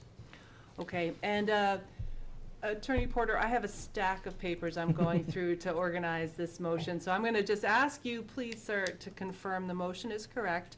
The motion will be to approve transfer of license from Bapasai Incorporated to the Depot Package Store. Is that what you're looking for? Yeah, so the Depot Package Holliston, Inc. would be who it is transferred to. Okay. Depot Package Holliston, Inc. Thank you. All right, I will make a motion to approve the transfer of license from Bapasai Incorporated to Depot Package Inc. Holliston, Inc. Holliston Inc. Thank you. Yes. Seconded. All right, I will, all those in favor? Aye. Aye? Aye. All right, that passes. And then the second part is for the, I move to approve the pledge of liquor license and alcohol inventory to Rockland Trust. And please correct me, Attorney Porter, if I did not get that right. That was perfect. Thank you. I like hearing that. Thank you. Seconded. all right, all those in favor? Aye. Aye. Aye. All right, I believe we have everything. You have everything you need, I believe? Appreciate it. Best of luck to you, and thank you very much for coming in this evening, and have a wonderful night. Excellent. You as well. Take care. Give Thank the you. clerk a second here. I'm all set. You're all set? Okay. All right, we're going to move on to public comments. So we have public comment this evening. There's no one in the room. Oh, Mr. I'll have Cassidy. that one to read. Would you like to come forward? Chief Cassidy. Chief Cassidy, would you like to come? No, we don't. We have our own, yeah, we have our own opportunities to do member updates. So, you just identify yourself for those watching at home. Thank you for recognizing me, Chief Cassidy from the Fire Department. Fire Prevention Week has been observed since 1922, making it the longest-running public health observance in the United States. The National Fire Protection Association has sponsored it annually, with President Calvin Coolidge establishing it as a national observance in 1925. The week commemorates the Great Chicago Fire of 1871, which started on October 8th. This year's theme for Fire Prevention Week, which is October 5th to 11th this year, is Charge into Fire Safety, Lithium-Ion Batteries in Your Home. So if you think about it, at the table right now, there are probably 10 lithium-ion batteries. And yes, because each one of our phones has it, each one of our tablets has it, not even to mention what's behind us here. But the National Fire Protection Association, when they established this year's theme, really wanted to emphasize that there is a serious problem with lithium-ion batteries in our society, with consumers, in the households. And so the main messages of this year's theme is to buy only listed products, to charge devices safely, and to recycle batteries responsibly. And so I'm just here to amplify the message that this is Fire Prevention Week. Please make sure that folks are only buying listed products, charging their devices safely, and recycling batteries responsibly. Where does one recycle a lithium battery responsibly? Ooh, that's an excellent question. So the National Fire Protection Association, when they launched this as this year's theme, they partnered with a nonprofit organization, and you can go to fpw.org, as in firepreventionweek.org, and there will be a link there so that you can find, if you enter your zip code, the nearest locations where you can recycle your lithium-ion batteries safely, because we do not want these tossed in the normal waste stream. So if you enter 01746, in the search bar, you will find the closest locations in our area to where we live or where you work, to where you can responsibly recycle those lithium-ion batteries so that they do not create a hazard, specifically a fire, in the waste stream. Wonderful. So, thank you very much. Thank you for letting me amplify the message. Thank you very much for your public comment. Absolutely. Since he's the only one in the room, we will now open it up to the Zoom. Does anyone on the Zoom have a public comment this evening?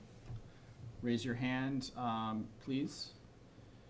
And use the reaction button to raise your hand, and you can make your, and we can be acknowledged, and you can make your comments. Mr. Chair, I believe someone is using the applause button and perhaps is meaning to use the raise hand button.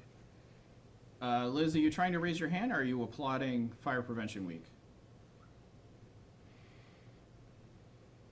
You can unmute. You just unmute and just sort of say, like, do you want to make a public comment this evening, or are you? I do.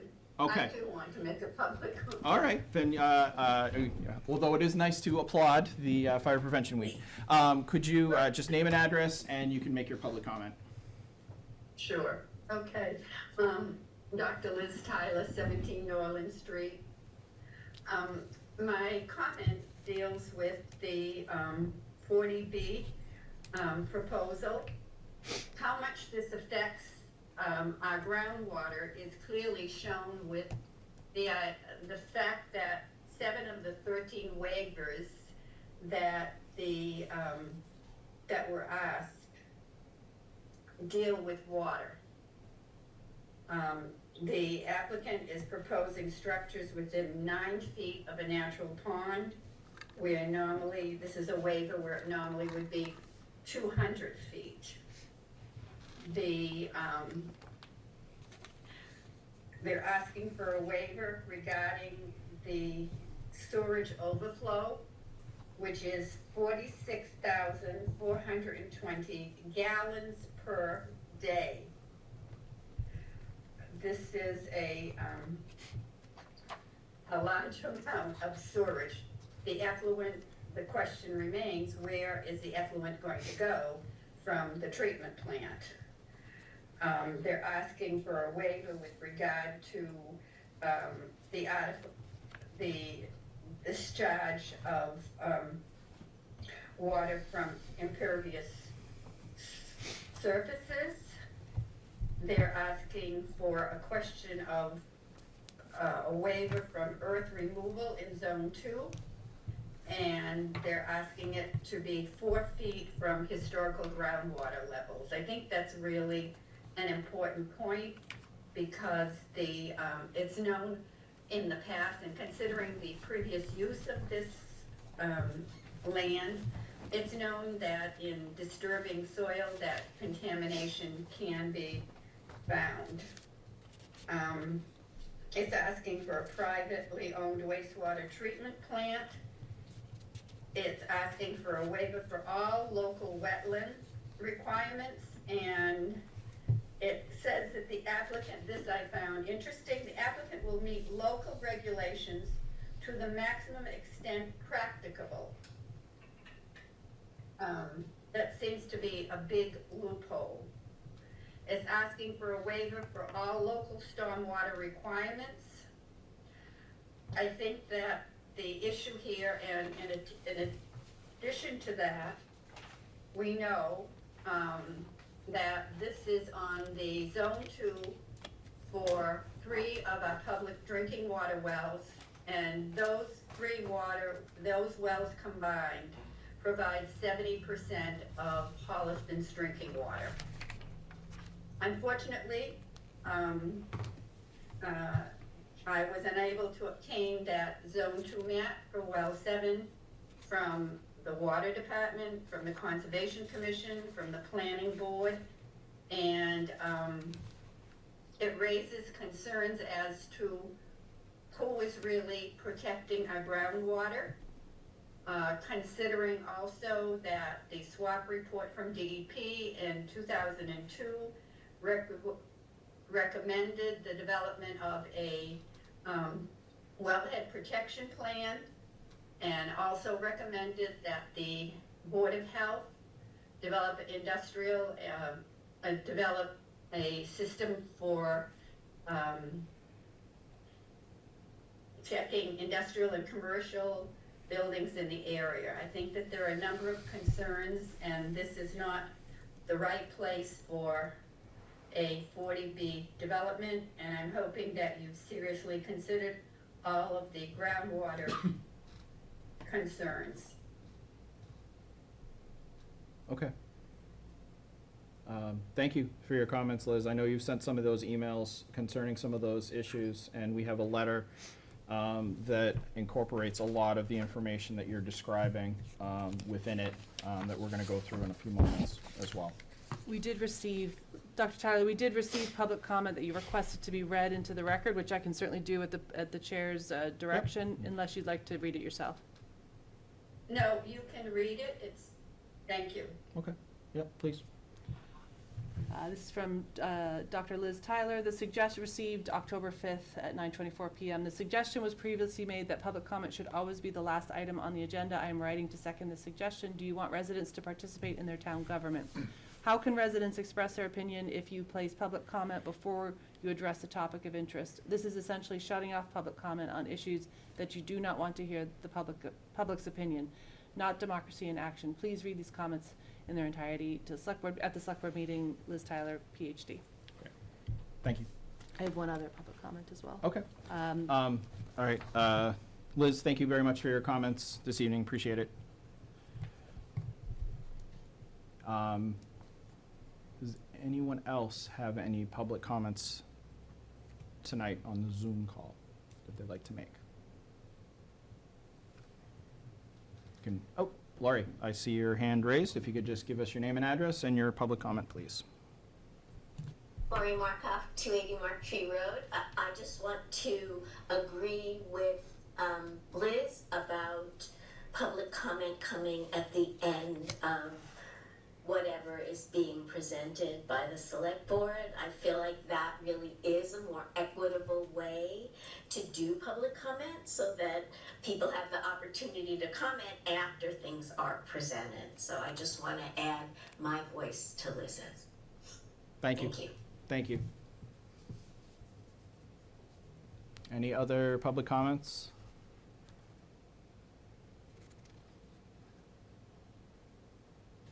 All right, hearing none. We have An announcement. an announcement. We can make it at this time. Trash and recycling will be delayed by 1 day all week next week for the Columbus Day holiday. So delayed on Monday and by 1 day for the remainder of the week. Okay. Thank you very much. Mhm. All right. Okay. Moving on to the next item on the agenda, we're going to talk about the Upper Town Hall rental policy. We have a policy at this time about how Upper Town Hall is utilized. And we put that into place, I don't remember how long ago it was, a couple of years. Partially to protect the space, we redid the space. And also thinking about, make sure we have proper use and giving people the opportunity to use the space, but doing it in a way that makes sense and that does not create challenges or issues. Part of the policy that is in place within for Upper Town Hall includes the language, the facility is not available for commercial activities or promotions. And I think the reason we're sort of looking at this is that there was a request made by Celebrate Holliston to open Upper Town Hall for vendors to be able to sell things. And I know last year they had some other locations. I know there was one, it was at the horse farm on Washington Street. There was a barn that was used for that particular purpose. For the event of Celebrate Hall, it's the holiday stroll, and they were asking about using Upper Town Hall for this particular purpose, and I had said that I'm interested to sort of hear your both take on this. I'll put my cards on the table, just sort of say, and it's just my particular opinion, but where I run into trouble with some of these things is probably most of you know I like process and I like rules and I like to follow them. And I'm not saying no to them being up there doing something. I would just say that this is the policy, and if we want that to take place, I think we have to change the policy, not make an exception to the rule. That's my personal opinion, and that's how I sort of come to this. My wife says I'm too rigid at times with some of these things, but that's kind of how I'm wired. So I'm just putting that on the table, and I'm interested to hear from Tina and Damon what your thoughts are about this, to sort of what you think. Basically what I'm asking is present this here. Are you interested in entertaining just giving an exception, or are you thinking we should change the rules, or we saying flat no to Celebrate Holliston? And I'm just saying that I would be more interested in changing the policy or saying no than in making an exception. That's where I stand with this. Okay. We have an application before us, a request from Celebrate Holliston to use Upper Town Hall.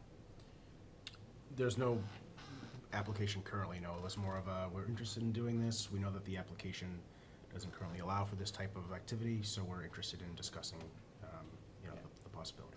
The intent of the policy is to not allow people to make money in Upper Town Hall, regardless of who the applicant is. Because in this case, we have Celebrate Holliston would be the applicant on behalf of the vendors that they would gather to attend. Right. And the policy is intended to prevent the selling of goods in Upper Town Hall, Commercial activity. regardless Correct. of the applicant. Right. Yes. Yes.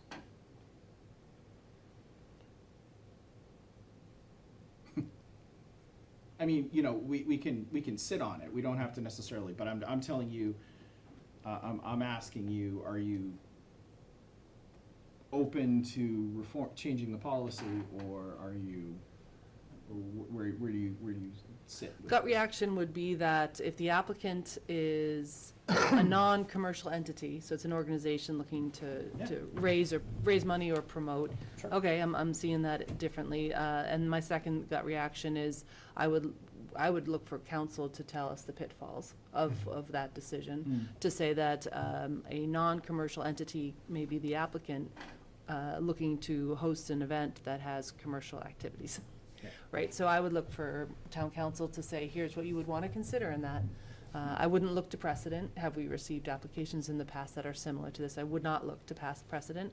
I would just look to understand what should the board be informed on in terms of pitfalls to that. I don't fundamentally have an issue. We have all sorts of organizations that, you know, work directly or indirectly. Well, I say that, I'm thinking of the Scouts, but maybe that's not a good example in my mind. Anyway, I would look for council to provide input. Okay. But I understand we would not want a commercial entity to come in to rent Upper Town Hall. I just see a distinction here and would look for town council input. Okay. Open to the idea. What do you think, Damon? Very similar mind to where Tina's coming from. I think that the nature of the applicant matters a lot. I think that if I'm going broad here, I think it's within our purview to make exceptions, but I prefer exceptions that then lead to policy changes. So if we're going to make an exception, I would like that to be as part of us kind of informing ourselves about, well, if we're making an exception, that means that the rule itself is in question. So I would like to then follow up and perhaps change the rule, to your point. So for me, if we were going to entertain an exception, I think it calls into question the original premise or the need for more clarity on the original premise. And then I would like to fast follow with a change to clarify that premise or that rule. That's my gut reaction.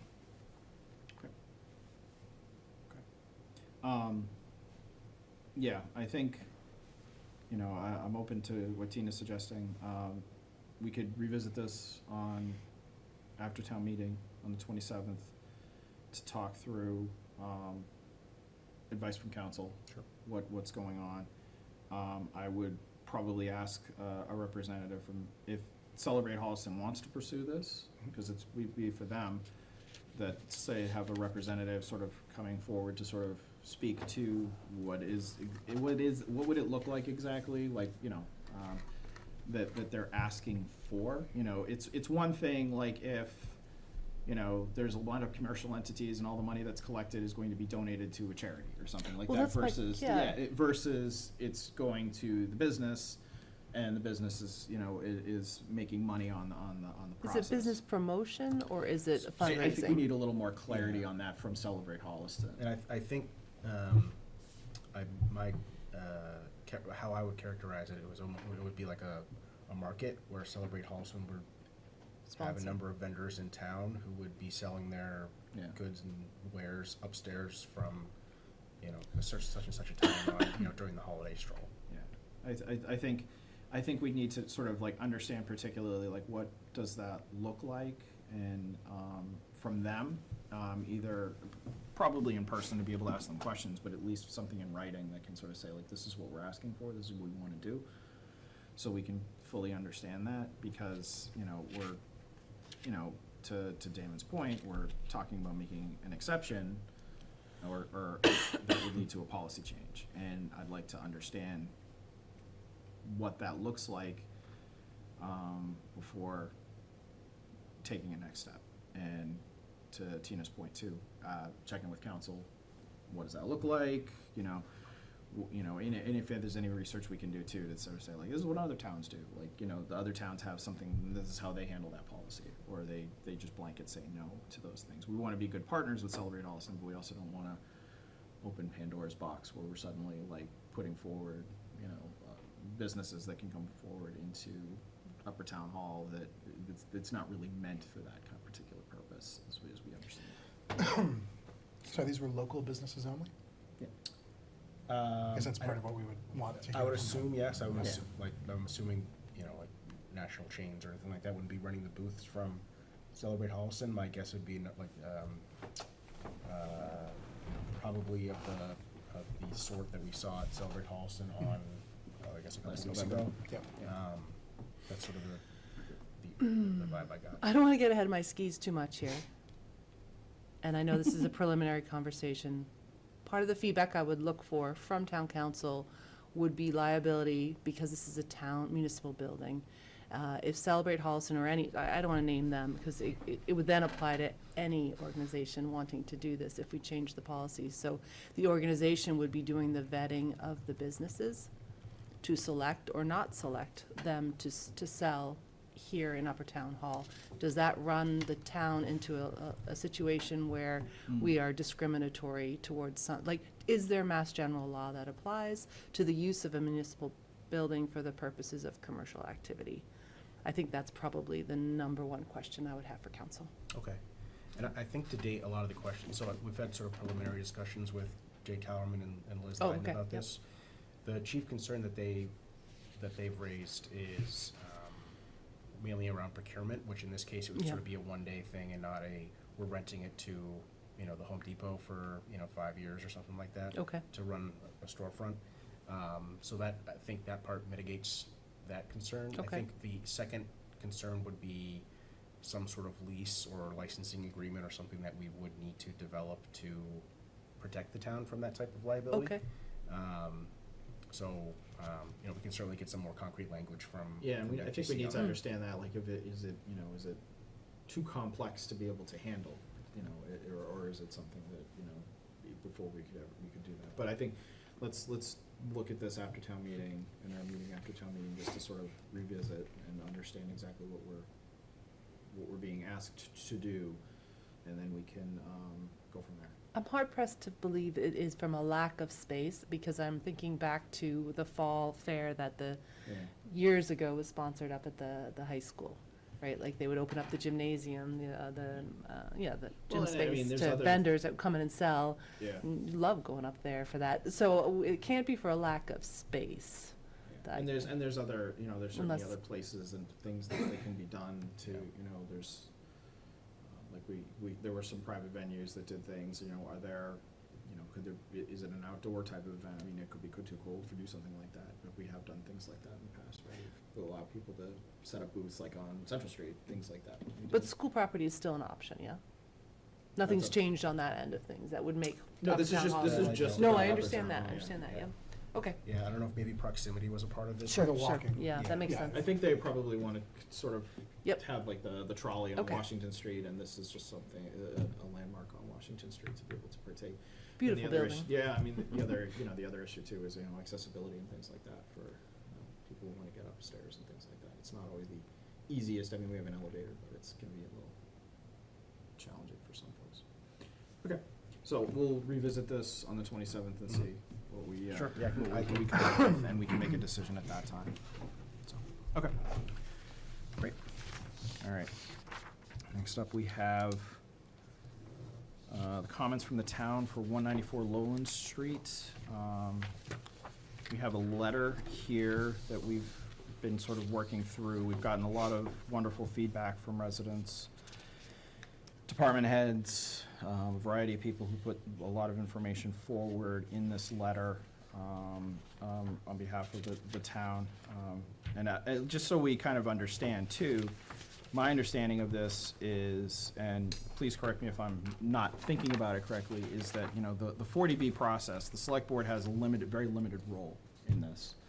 And a lot of departments do, because basically the process is meant to sort of streamline, as one of the public commenters in May, that there's lots of waivers that are being requested for particular local ordinances. However, that being said, is that we also recognize that there's certain things that, like, the state law does come into play. Like, so when we talk about things like, Zone 2 wetlands and things like that, that is a DEP designation, so therefore that understanding, it's not something that we're necessarily, we don't necessarily have an involvement there, DEP does.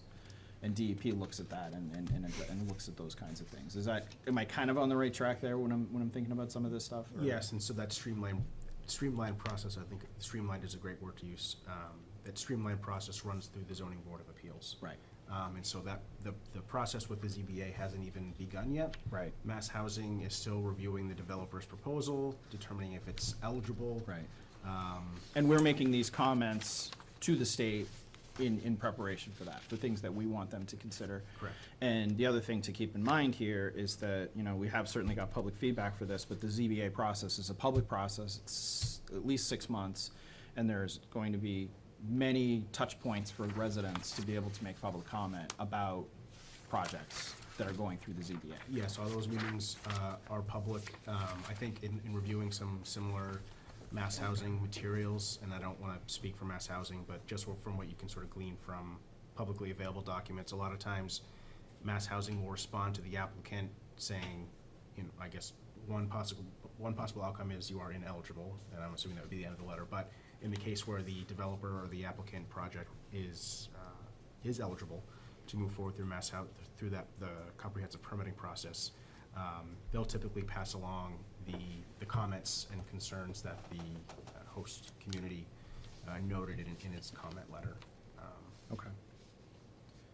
All right. And then, of course, I mean, obviously, the ZBA will have a copy of this and Right. and know that, you know, these are sort of the town's concerns. Yeah, or the town's concerns priorities. about water, about effluent, about disturbance in that particular area, the fact that the infrastructure is insufficient in that particular part of town especially that road, to handle what is being proposed here. And then furthermore, actually, the proposal itself looks like is it even sufficient for what they're actually proposing? With 250 units with 425 spaces, is that even enough to Right. handle what they're proposing here with multiple bedrooms in many of these, Mhm. with many of these locations? If I think before we get to the letter itself and get into the details here, I just sort of look to the board for your comments and sort of, you weren't here when we sort of introduced this. And Oh, yeah. When, originally, I like we watched talked it. about, oh, yeah, because one of the things, like, I felt like I was channeling my Tina energy in some ways, because I was talking about things like sidewalks, you know, and infrastructure in this particular case. But I'm interested to hear your comments about what the town should be saying and what the town what the select board should be saying in the town in general about this particular project. Well, my first two questions are, is this a protected letter? And if not, so protected in terms of being a public document for folks to review. If not, can we update, well, if not, and also please, can we update the website, town's website, under the zoning board's committee page? We have 40B projects, housing projects. Can we update that with a landing site for this 194 Lowland proposal? And again, if this is not protected, can we post this letter after the board votes and it's finalized and sent? Would that be doable? I am under the impression that it is not a protected letter. Okay. I can certainly confirm that. Okay.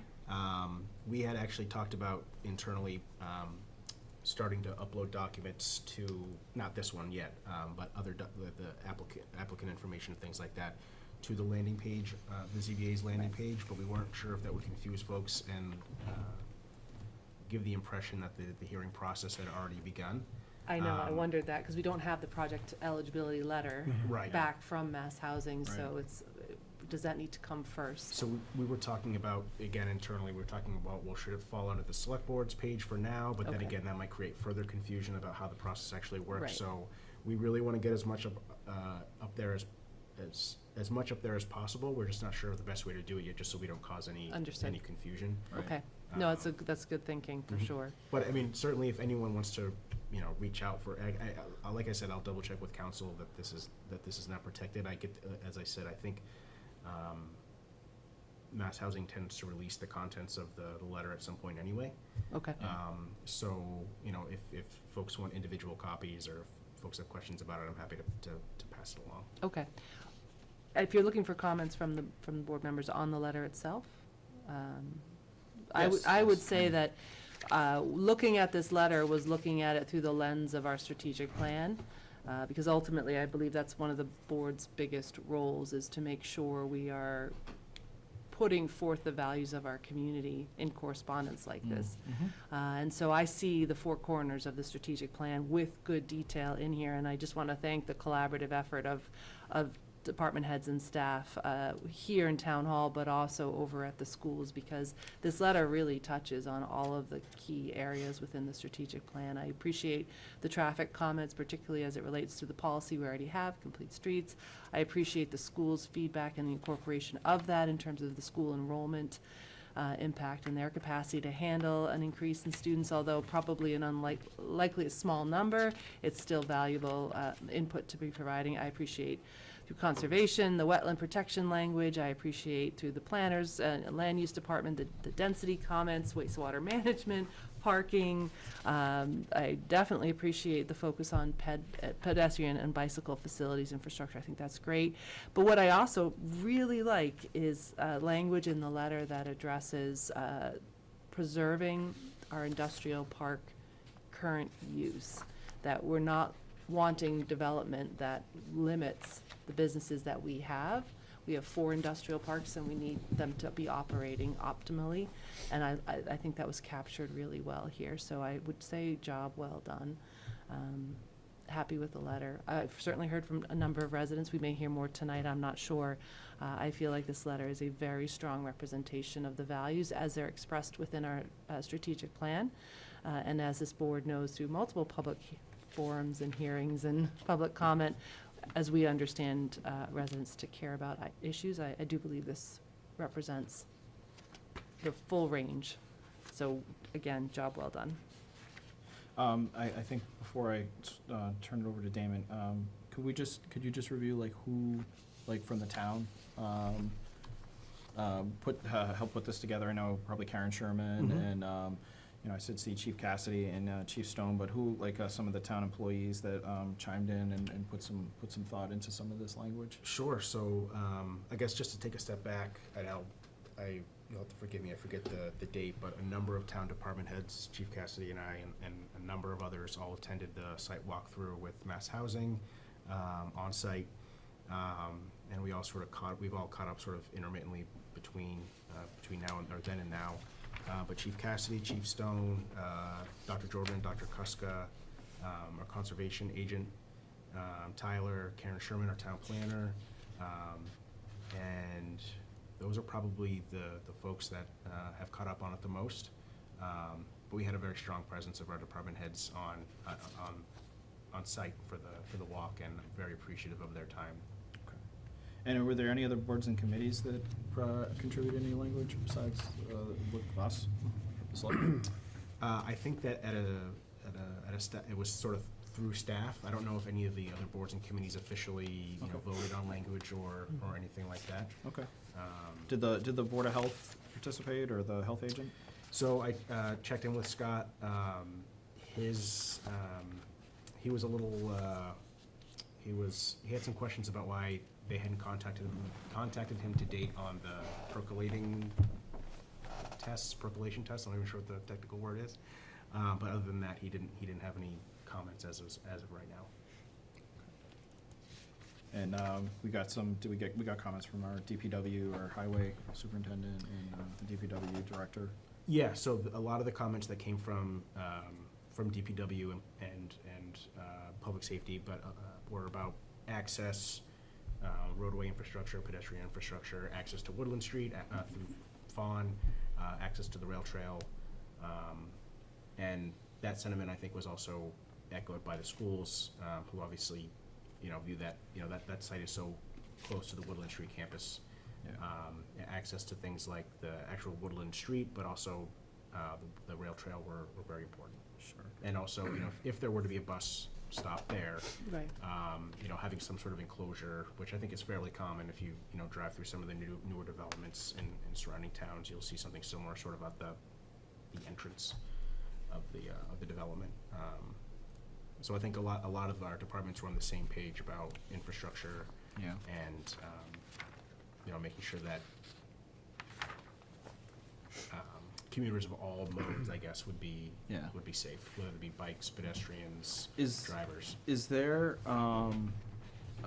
you know, I know we've applied to, we've gotten a grant to help us with the Washington and Whitney intersection through the TIPS program. Is there, because I see this language here about Washington and Whitney, and I think, you know, the town has invested in design changes, but I mean, I almost want to beef that up a little bit with Washington and Whitney, because ensuring that sort of like that this is something that the state is looking at and needs to address as part of this project, I think is important to make sure that they're not, that they're sort of, you know, they're making sure that it's, you know, in the forefront for them, and on the state level, so that MassDOT isn't, you know, kind of sitting back and sort of saying like, oh, we can, you know, wait on this, it's a few years. It's sort of like, look, we need some answers and we need to understand like what can happen in this particular intersection, because that infrastructure is inadequate for what this is proposing.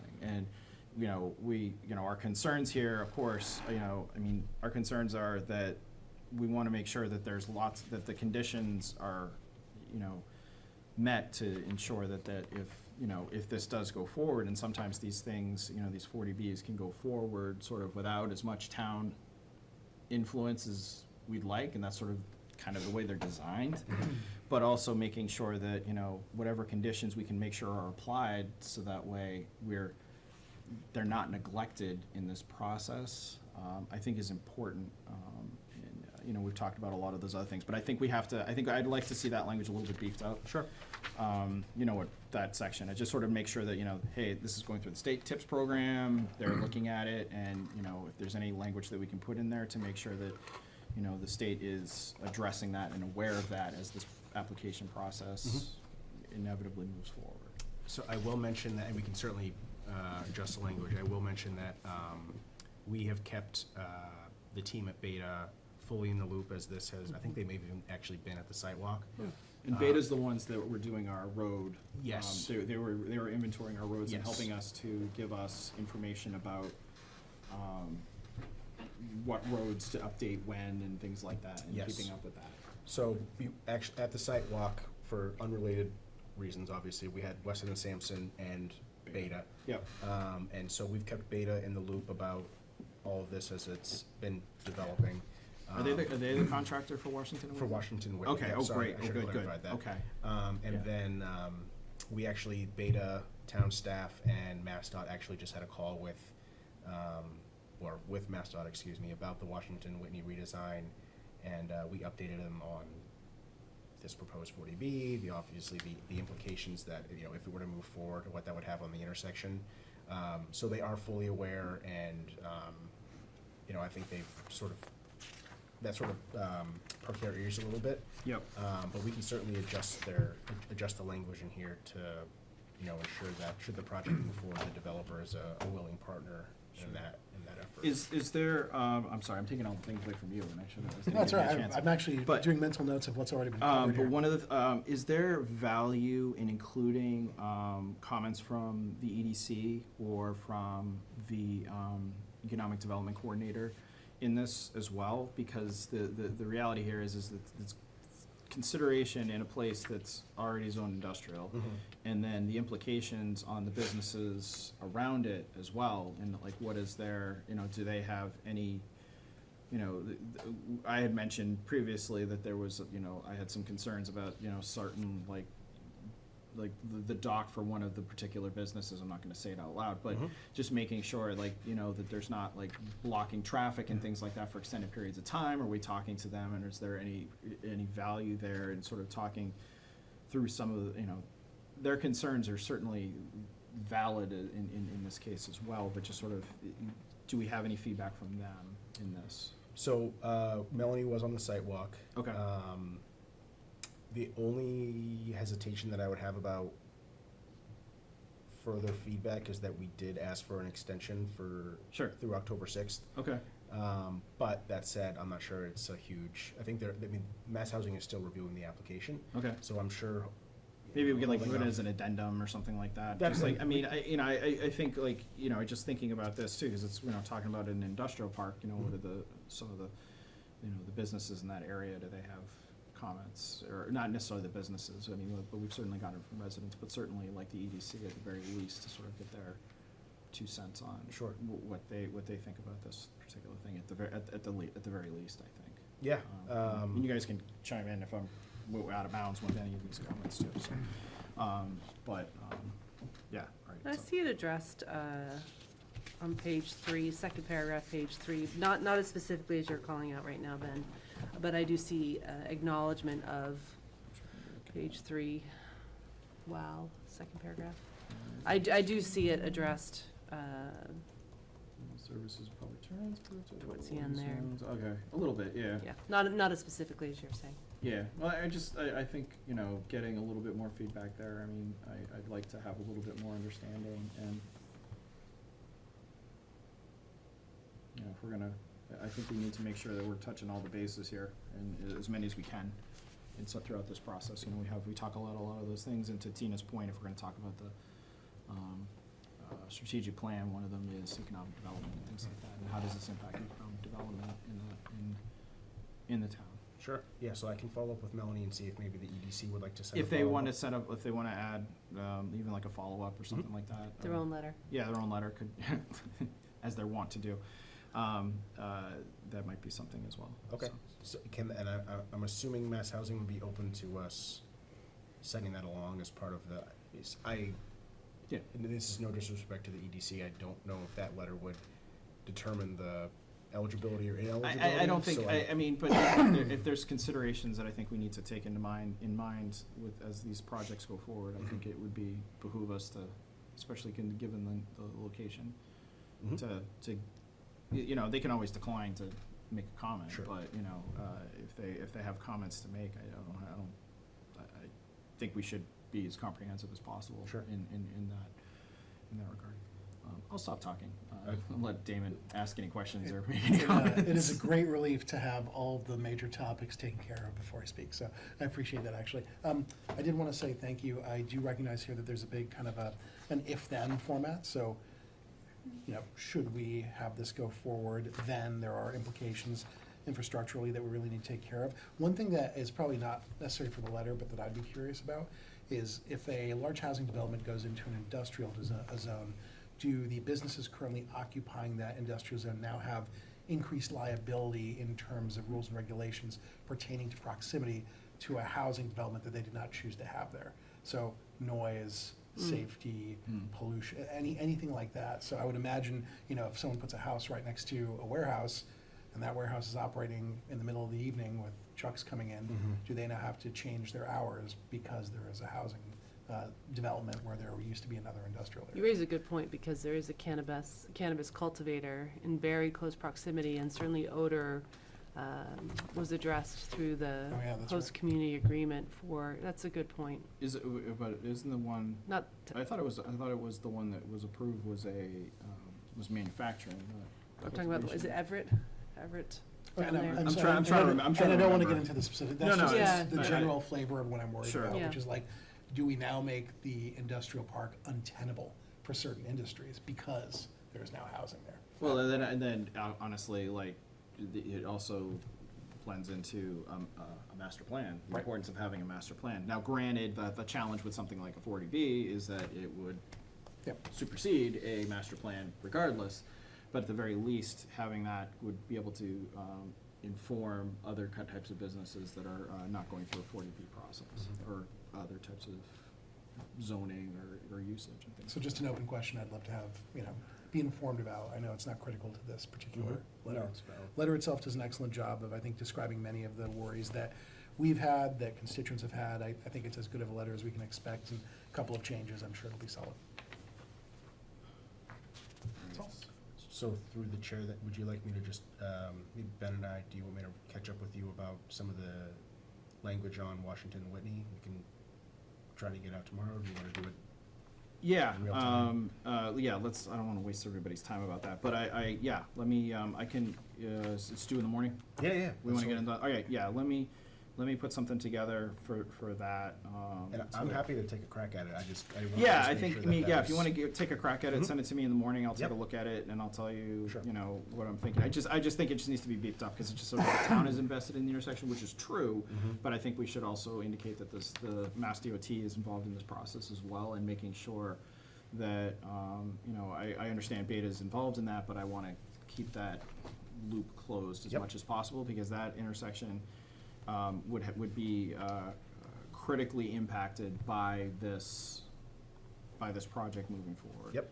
And I would want to make sure that, you know, again, I come back to, you know, making sure that the conditions, that we have the conditions applied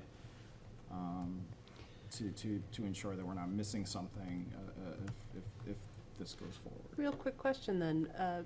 It's the MPO, the Metropolitan Planning Organization, that's driving right now, this, no pun intended, this Whitney, Washington redesign. They have not done, Beta has not done a traffic impact study.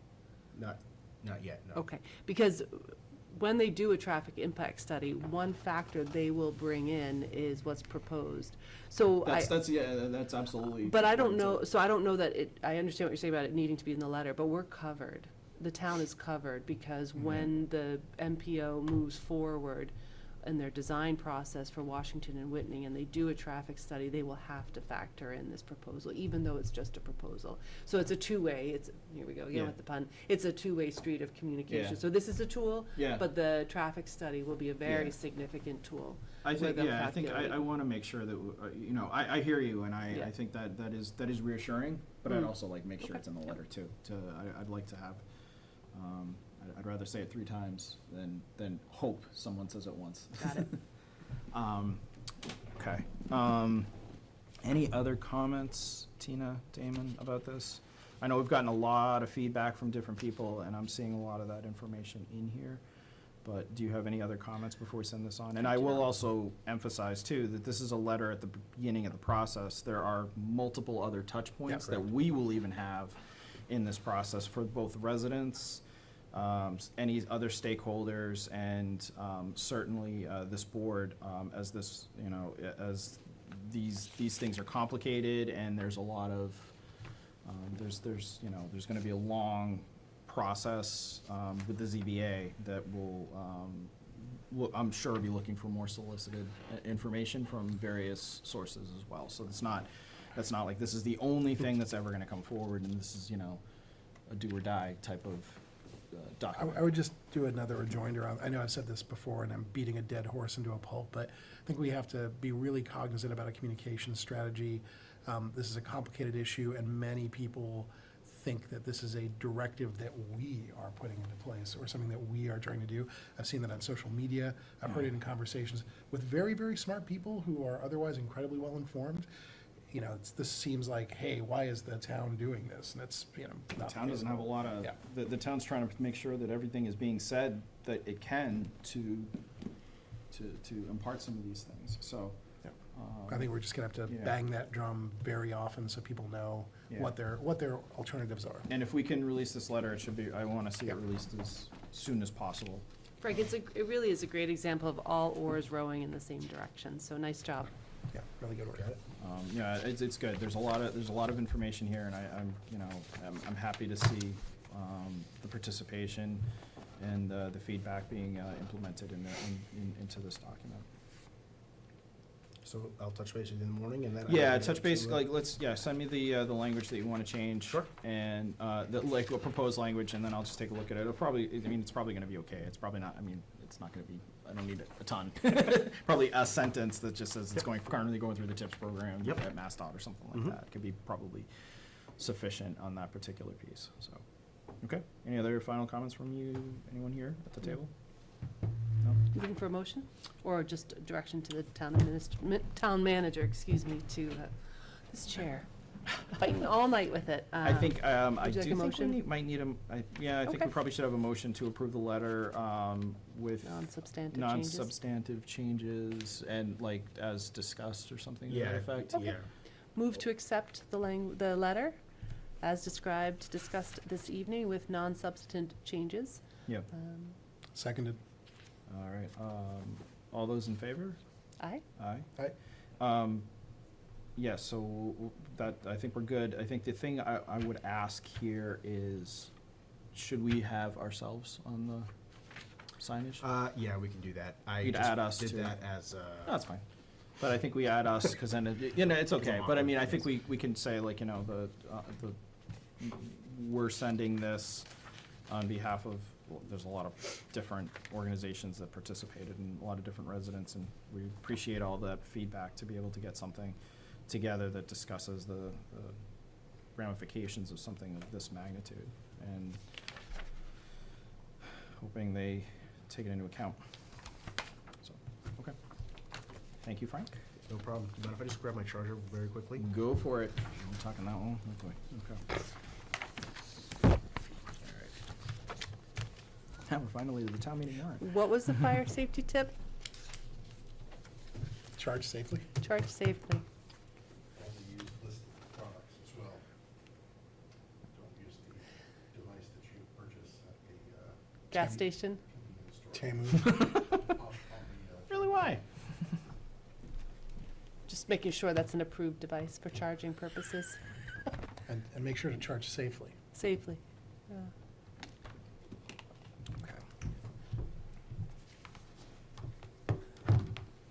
I don't know if that counts as safely. I'm gonna put that on a flat surface where there's not a lot of tension on that cord. There we You're go. welcome, chief.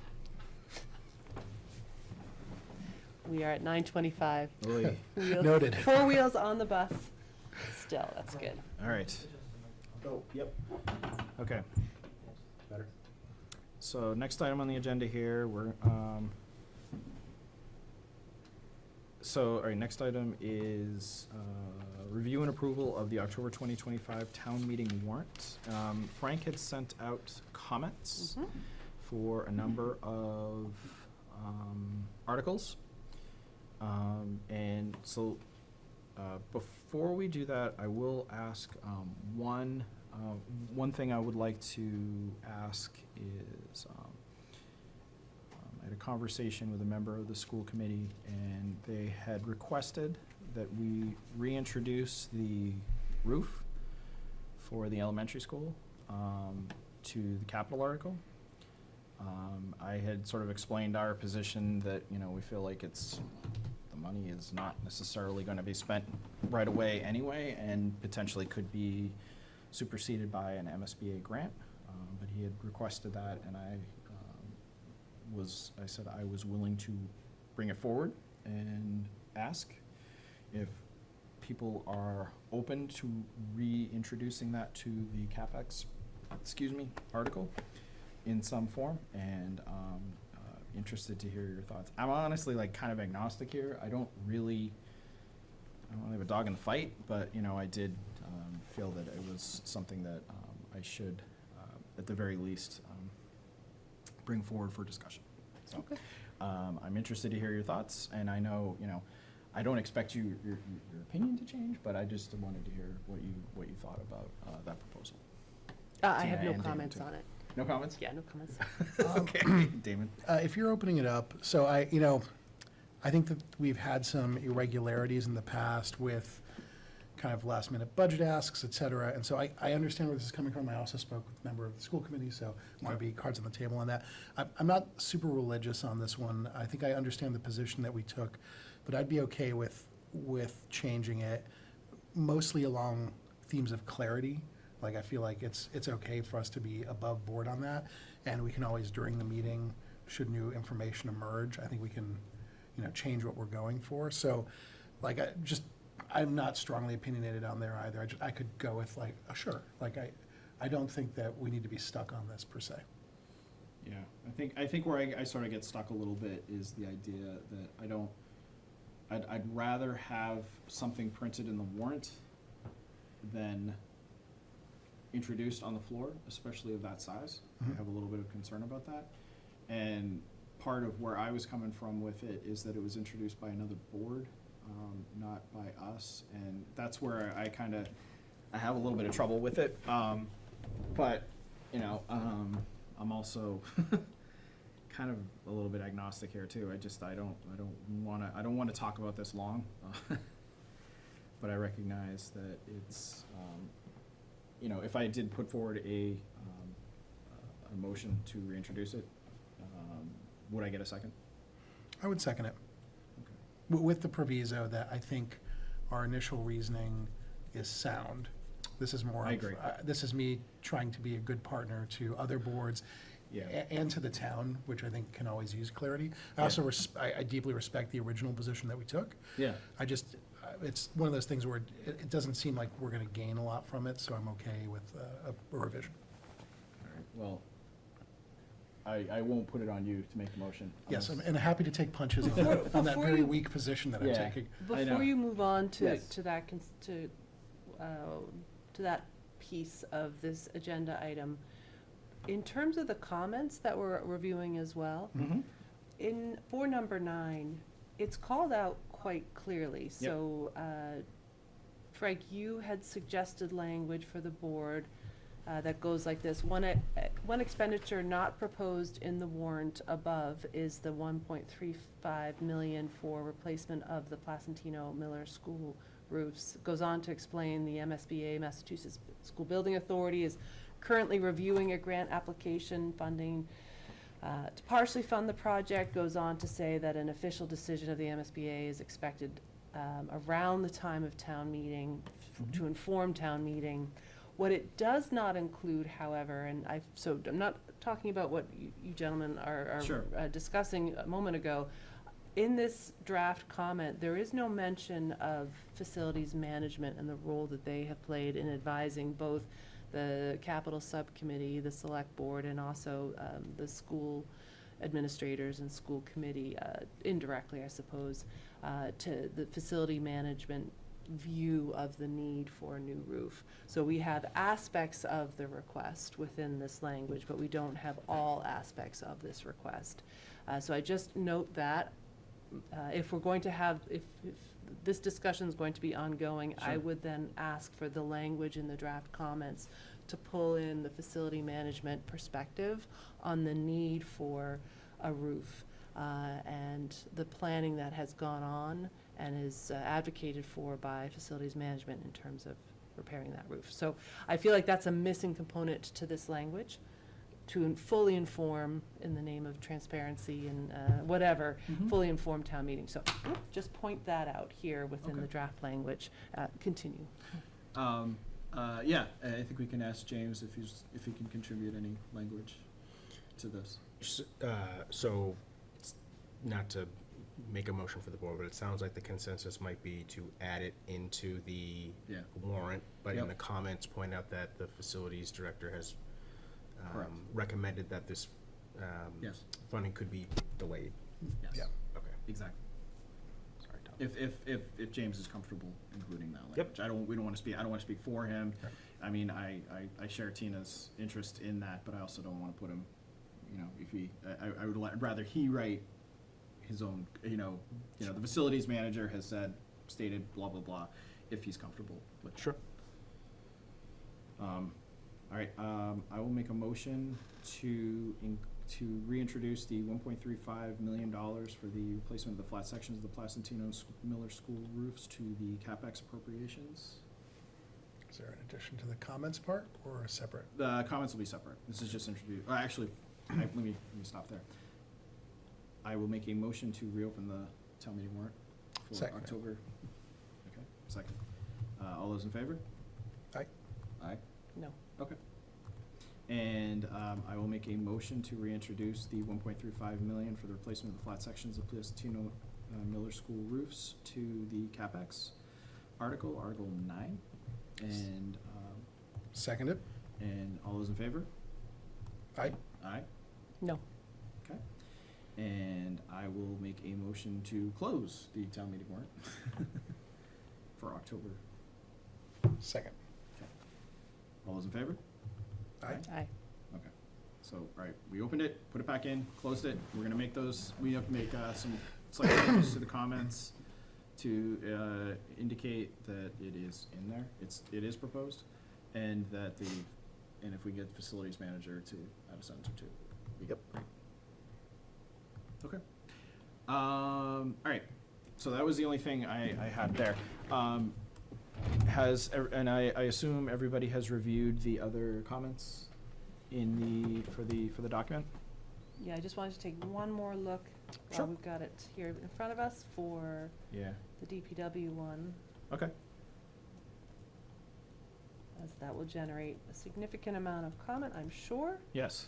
So let's see. While we're on the topic of DPW, I did, just want to make sure the board is comfortable with the way that I laid out the actual warrant itself. Mhm. So there is an estimated cost in there for roughly $3 million. Mhm. That is basically a rounding up of the estimate that Weston and Sampson had given us. It was like somewhere- 2.96 or something. It was Yes. pretty close to. Yeah.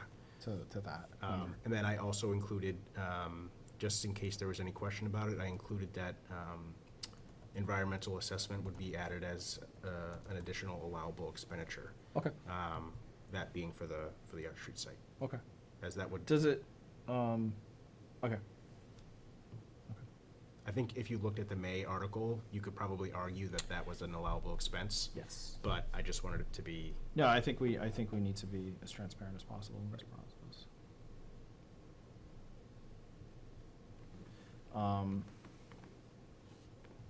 I had submitted some comments to Frank to make some changes. The changes that I had put in from his original, let me see what I have mine. There's a bunch of stuff.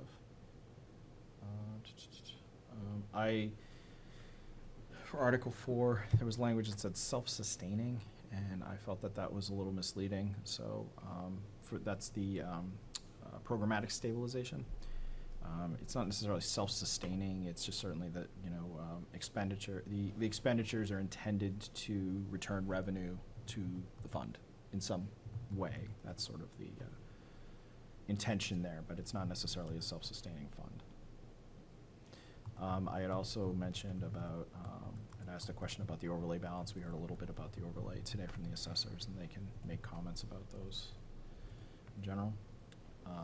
I had clarified a little bit on Article 6, the town clerk's salary adjustment, that it should have been included in May of 2025, but we pushed it off until October because the intention was to include salary adjustments in other departments, but that salary adjustment was to be made in May of 2025.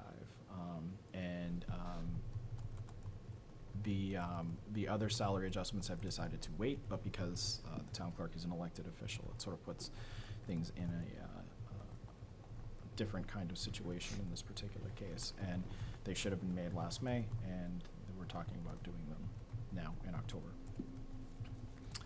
I had asked if there's financial impact. I had asked if Article 7, the change from 500 to 600 for the assistant accountant had financial impact. And you said it's not a lot, but it is something. It is roughly, I think, in the neighborhood of $1,800, And they can cover it within their Correct. existing pay. Okay.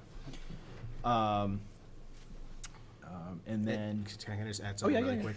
That was just that's because this person would be, as the person who currently holds that role, sort of at a top step right now. Right. Where they would be sort of in the middle of a new step, and so when their work anniversary comes up, they would be moved to the next step. Gotcha.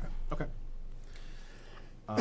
And then I had a question about doing the Washington Street, the water mains on Washington Street. I mean, I know cognitively why. I understand why, but I wanted to make sure that it was in the comments because the intention was to go from Norfolk to Central, but because the state wants to do the paving, we need to make sure that we put this kind of expedite this because we want to make sure that we get this done so that way we can get the road paved because the state is looking to do so.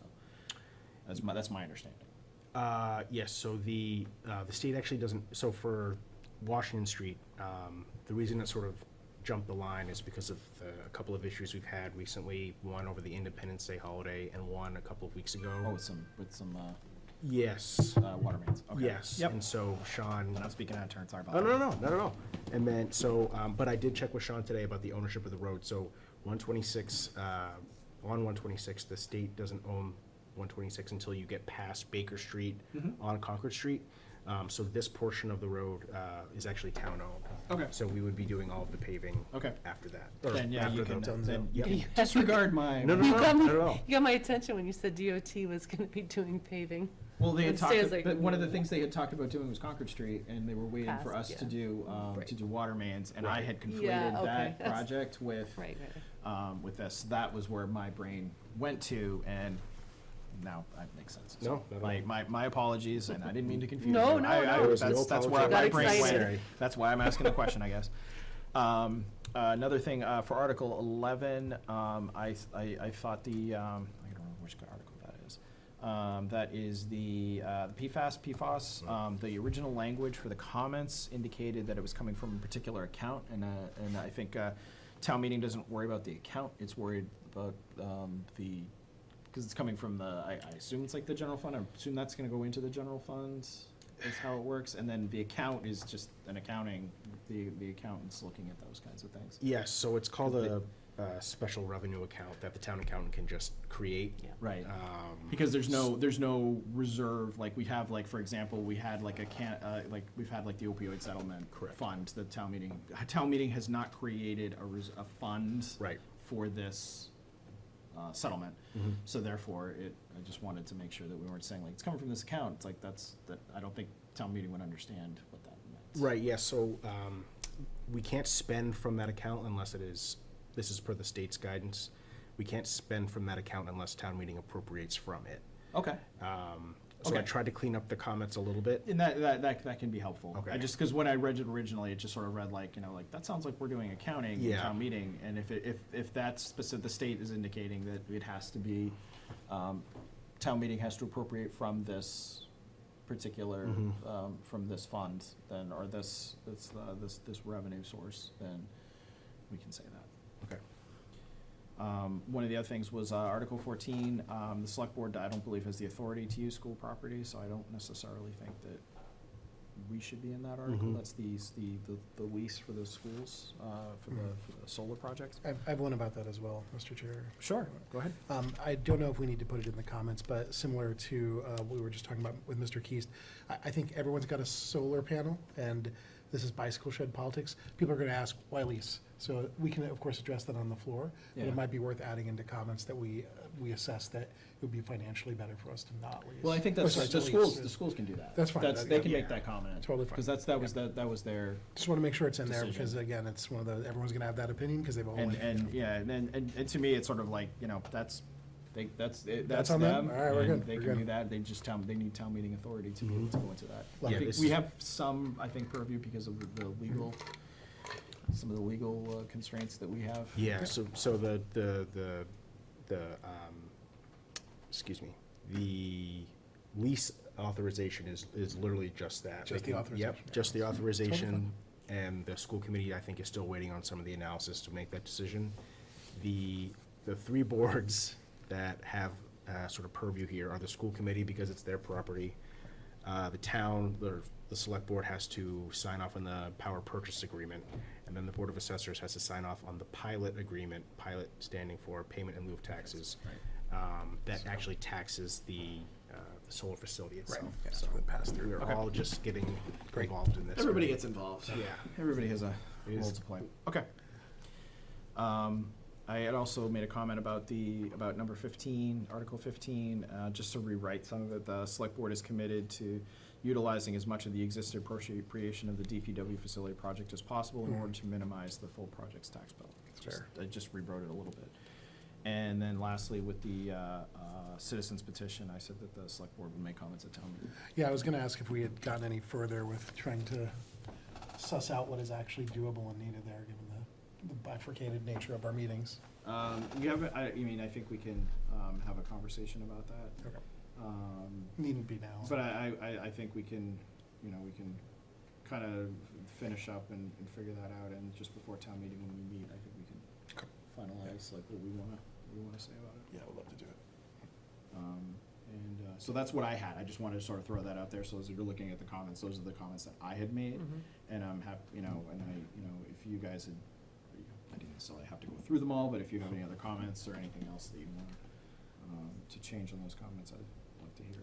I'd also just like to point out, I think that the initial draft of the warrant had $50,000 in requests for the release of overlay. Yep. I think the assessors have since You said updated that request, 100,000? and now it's 100,000, so I will update it in the warrant if the board's open to that, and just try to confirm the details with. Yeah, with just make sure Kevin. you keep the finance committee Mhm. apprised. of Yep, that. and they're meeting tomorrow, so Yeah. Great. I'll give them a heads up in the morning, and Okay. then get more details from Kevin. Okay. Tina, do you have any other comments? On 15, I do believe it's worth calling out that the action taken through the article is in the name of transparency, that we said we would return to town meeting with a site selection if it were not to be Cross Street, and that's the second intent, one of two intents within this article. So I just feel like that's worth calling out more specifically. We're not changing anything other than returning to update town meeting and ask them for their continued support. To that effect, I would look for language to be changed there to just better call out that this has always been our intent. And we're following through on that. Sure. Because I think if you're checking in for the first time, Yeah. you don't know what the existing appropriation refers to. I like the word prior, but at this wordsmithing, it's not important. Yeah, and I think, for that one, I fully plan to have slides to sort Yeah. of talk about that. Okay, that's good. And a skit. Skit, and, great. a Interpretive dance. Interpretive dance yeah. about the deed. But, I mean, just like a couple quick slides, because some of the questions are inevitably gonna come up, and just being able to sort of say, like, quick bullet points, we're moving on from Cross Street, we don't own the land, blah, blah, blah. We can go through it later time, but to your point, having some of those will be in front of Okay, town yeah. meeting as well. Anything else? Nope, that's it. You good? I gave one comment and Frank's incorporated it here already, so. Perfect. Yep. Good to go. You're good? Yep. All right, I will take a motion to approve the comments from the select board as amended. Seconded. Can I just ask one before there's a Of motion? course. For the posted warrant, Yeah. it's based on the conversation we had at our last meeting. Traditionally, it sounds like the select board's comments are not included in the posted warrant, or are they? Yes, they are. They are. I think we are. Okay, yes, perfect. Definitely. And we actually, we have a letter from us too, or from you, Okay, about, this is the warrant, this is what we're doing, this is what's going on. We can work on that. okay. What is the post date for the warrant? We're coming up on it, I know. but- Yeah, so it's, it would actually, it might be, I think it's tomorrow. It's tomorrow. Okay. All right. All right. Well, I mean, we already approved most of the warrant, so the warrant is fine. The comments, we have a little more flexibility. Yeah. We should sign it Okay, tomorrow, okay. and then, if we're around. But the signed version doesn't need to, I think I asked my question incorrectly. The signed version that goes over to Fisk, Superette, whatever, so that version incorporates the comments? Yeah. Okay. Yes. Yes, we want the comments included in, but, I mean, we can sign it, and you can, that's, part of that is just for the constable and the Yes. clerk to be able to acknowledge that, if Yep. that, like, those get over, on, what's the date? I apologize, it's not tomorrow, it's 7 days, so that would be next Monday. Yeah, I thought we Okay. had a little more Yep. time than that. Do we, I mean, Do you want a motion if we're still working on it? Because, well, the thing, all right, so the thing is like, next Monday doesn't count, though, because next Monday is a holiday. Sort of. True, so it would be. So, all right, let's step back. So, do we, okay, we can approve the comments. I think we need a letter. What we could do is we could say, like, we could approve the comments as amended this evening, and then I could ask for a motion that we, allow the town manager and the chair to write a letter, and Mhm. and you could always solicit from them feedback, and then that would be you Yep. doing it. And then we could say that, and then have something, so we could have something this week, and then we wouldn't have to meet again Yep. to approve that, if the board is comfortable with that. Yeah, I believe the only motion we need is to close the warrant and then, We already closed it. right, no, I understand. I just mean, I think that's the only thing that we need to do, because what we publish is a working document until we publish it. I Yeah. don't think we need a motion to publish it, so. Well, I'm just to saying, because, finalize I'm just saying, anything. like, you know, that then we could, but if we don't have a motion to approve all those pieces, if it's coming from the board, if it's coming from Frank, we don't need a motion. You can just say it's actually coming from Frank, and then he could just send it to us and get any feedback, and then you could just publish it, and then I don't think you need a motion from us. Yeah. But, okay. Sounds good. Let's do a motion for the comments and approve the comments as amended. Okay, move to approve, well, we have a motion on the floor, so I think you just need to call for the vote. Okay. All those in favor of the comments, of approving the comments as amended for town meeting warrant in October 2025? Say Yes. aye. Aye, yes. Yep. Okay, so that's all set. Frank, if you could write a letter, Travis had done some previously, probably just kind of Sure. look at what he's done, Mhm. and then just circulate it to us, and let's try to get it out by the end of the week. Mhm. And then, you know, when you have it into a point, like, you can always just get the signature page ready tomorrow, and then Mhm. just tell us, come by and sign it, and then we can have the rest of the pieces in place before Sure. end of week, and then, post it, Sure. if that works for everybody. High comfort. Cool. Awesome. Anything else about the town meeting warrant I'm good. before we move on? None. Okay, great, awesome. Frank, warrants. Our warrants, we met last week, so I have but one to report. One warrant for $1,794,199.50. Great, thank you very much, Frank, appreciate it. Comments from the town manager? Sure, so as the clerk mentioned, trash will be delayed one day next week for the holiday, but as always, feel free to reach out to the town manager's office for questions on all things trash collection. A reminder that we have a number of public meetings this week. Tomorrow evening, the Finance Committee is meeting, as well as the Conservation Commission and Envisioning Future Holliston. Later on in the week on Thursday, the School Committee and Zoning Board of Appeals will be meeting as well. We have a number of community events that are ongoing this week. The last couple weeks of the Holliston Farmers Market take place, I think, this week and next week. So be sure to enjoy that if you haven't had the chance to do so already. And as a reminder, town meeting is October 20th.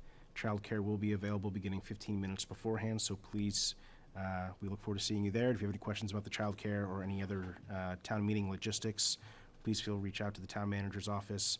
I'd also keep an eye on HCAT for a number of town meeting related information videos. I know that John Cronin has been recording a couple of different ones, one with myself. I believe there is going to be a separate DPW focused Just Thinking.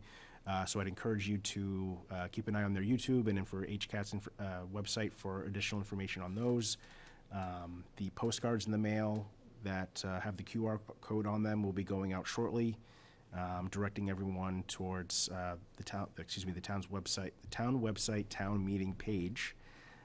So we'll be loading that up in the coming weeks, and we anticipate on linking all the different videos available through HCAT there as well to make it sort of a one-stop shop. So that is what I have for this evening. Sure. Frank, do you intend to go to the school committee meeting on Thursday? Are you attending it? Yes, I caught up with Dr. Jordan and Dr. Kuska. They've invited me to attend the meeting on Thursday evening, and myself and potentially James Keese will be there as well. I'm trying to encourage him not to attend because he has some more important things going on, but one of us will be there. Okay. Select board member updates. Tina, do you have any updates? I have a couple. Frank, circling back around, I know I've mentioned it in the past few weeks, looking for a date for a Mass DOT meeting so that we can wrap up, or not wrap up, but have some ongoing conversation on items related to traffic management, particularly on Washington Street, but we also have a number of other locations. So just looking for a date. So, so Sean and Robert and I caught on that. We went through some of the other streets that we had talked about. We're sort of figuring out who the right person was, but yes, we are working on a date as well. Okay. And then in terms of the school committee, thank you. In terms of the school committee meeting on Thursday, they are looking to vote on an item related to the statement of interest that the select board submitted in March of 2020, of this year, 2025. It's related to the process that they're going through with the town is going through with the MSBA program. I asked the chair today to keep the board updated on what the school committee votes. It is related to, I believe, priority areas within that application that they drafted for us to vote on. So we approved the application back in March, and I believe they're considering an amendment to that application related to new developments here in town. So Frank, if you could just report back to the board if there's action for the board to take, or if the board needs to be updated after their vote. We signed off on the SOI, and so we should just be, as the chair graciously understands, that we're just kept in the loop as to changes to that statement of interest. Absolutely. And then last, I've had some conversations with a member of Envision Future Holliston about a comment I made last week, a desire for the select board to move in the direction of an aquifer management review process, particularly given the comments we heard from the Lowland Industrial site, Lowland Industrial Park site that we were considering for the DPW. So just wanted to check back in if there'd been any progress. I believe there's some conversation with the town clerk related to how a subcommittee or working group could be formed. So I didn't know if there was any update for the board for a future agenda item. I know there's some interest from Envisioning Future Holliston to tackle this. I certainly had brought it up in a board meeting. I don't have a thumb on the scale for what the best approach is. I think the staff resources are probably the same regardless. So just kind of wanted to have that come back maybe as a future agenda item. Sure. Okay. And we have, I've spoken to Barbara PD, and making sure that we're all on the same page. So yeah, I think that we just might need some further discussion. Yep. And I don't know if it's the form of a joint meeting, or maybe just having Barbara, come in. Do we want this to be a standalone initiative, obviously with staff involvement in either case, or do we want this to be sort of a subcommittee within Envisioning Future Holliston? So we can discuss that in future. But I mean, as the representative from Envisioning Future Holliston, I can follow up with that. Okay, great. For the select board. I'm on that board, so I'll talk to Barbara, and I'll follow up and Great. Okay. get some information on that side. Okay, thank you. That's all I had. It just jogs my memory. I've had a few things going on, but Barbara had asked me to reach out to her, and I had not done so I will do so. So that's what I was thinking. So apologies. Thank you. You're all set? All set. Dan? Hours late, I'll excise most of this and just go for a few. On the logistical side, I've been communicating with Frank a little bit. I'm very interested in seeing how we can leverage technology to make information a little bit more accessible, as you know, Mr. Chair. I know that we have discussed the idea of potentially doing something bigger, but it occurred to me that we are using the Google ecosystem at the moment. I did a little bit of looking. I believe under the General Services Administration, we might be able to leverage a lot of the Gemini platform offerings for a pittance. So I've been communicating with Frank about that to see if maybe we can look into that as far as access to folks who work in town government, being able to leverage those systems. Okay. So we'll talk about it some more. Again, don't know if there's a there yet, but.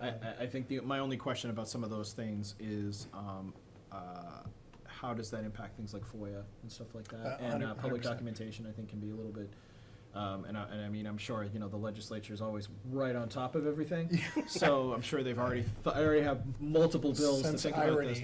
But I'm obviously being facetious, but I think that the thing is I just would want to make sure that anything that we do, I think, yes, it's awesome, but I also want to make sure that we're covering our bases when it comes to public documentation and things like that, and that, if it comes up with something weird, it's like, this is an AI document, it is not an official are there anything we can do in those spaces? I'm crossing my fingers that because there's a GSA component, that there's a little bit of pre-work there, but to your point, we want to make sure.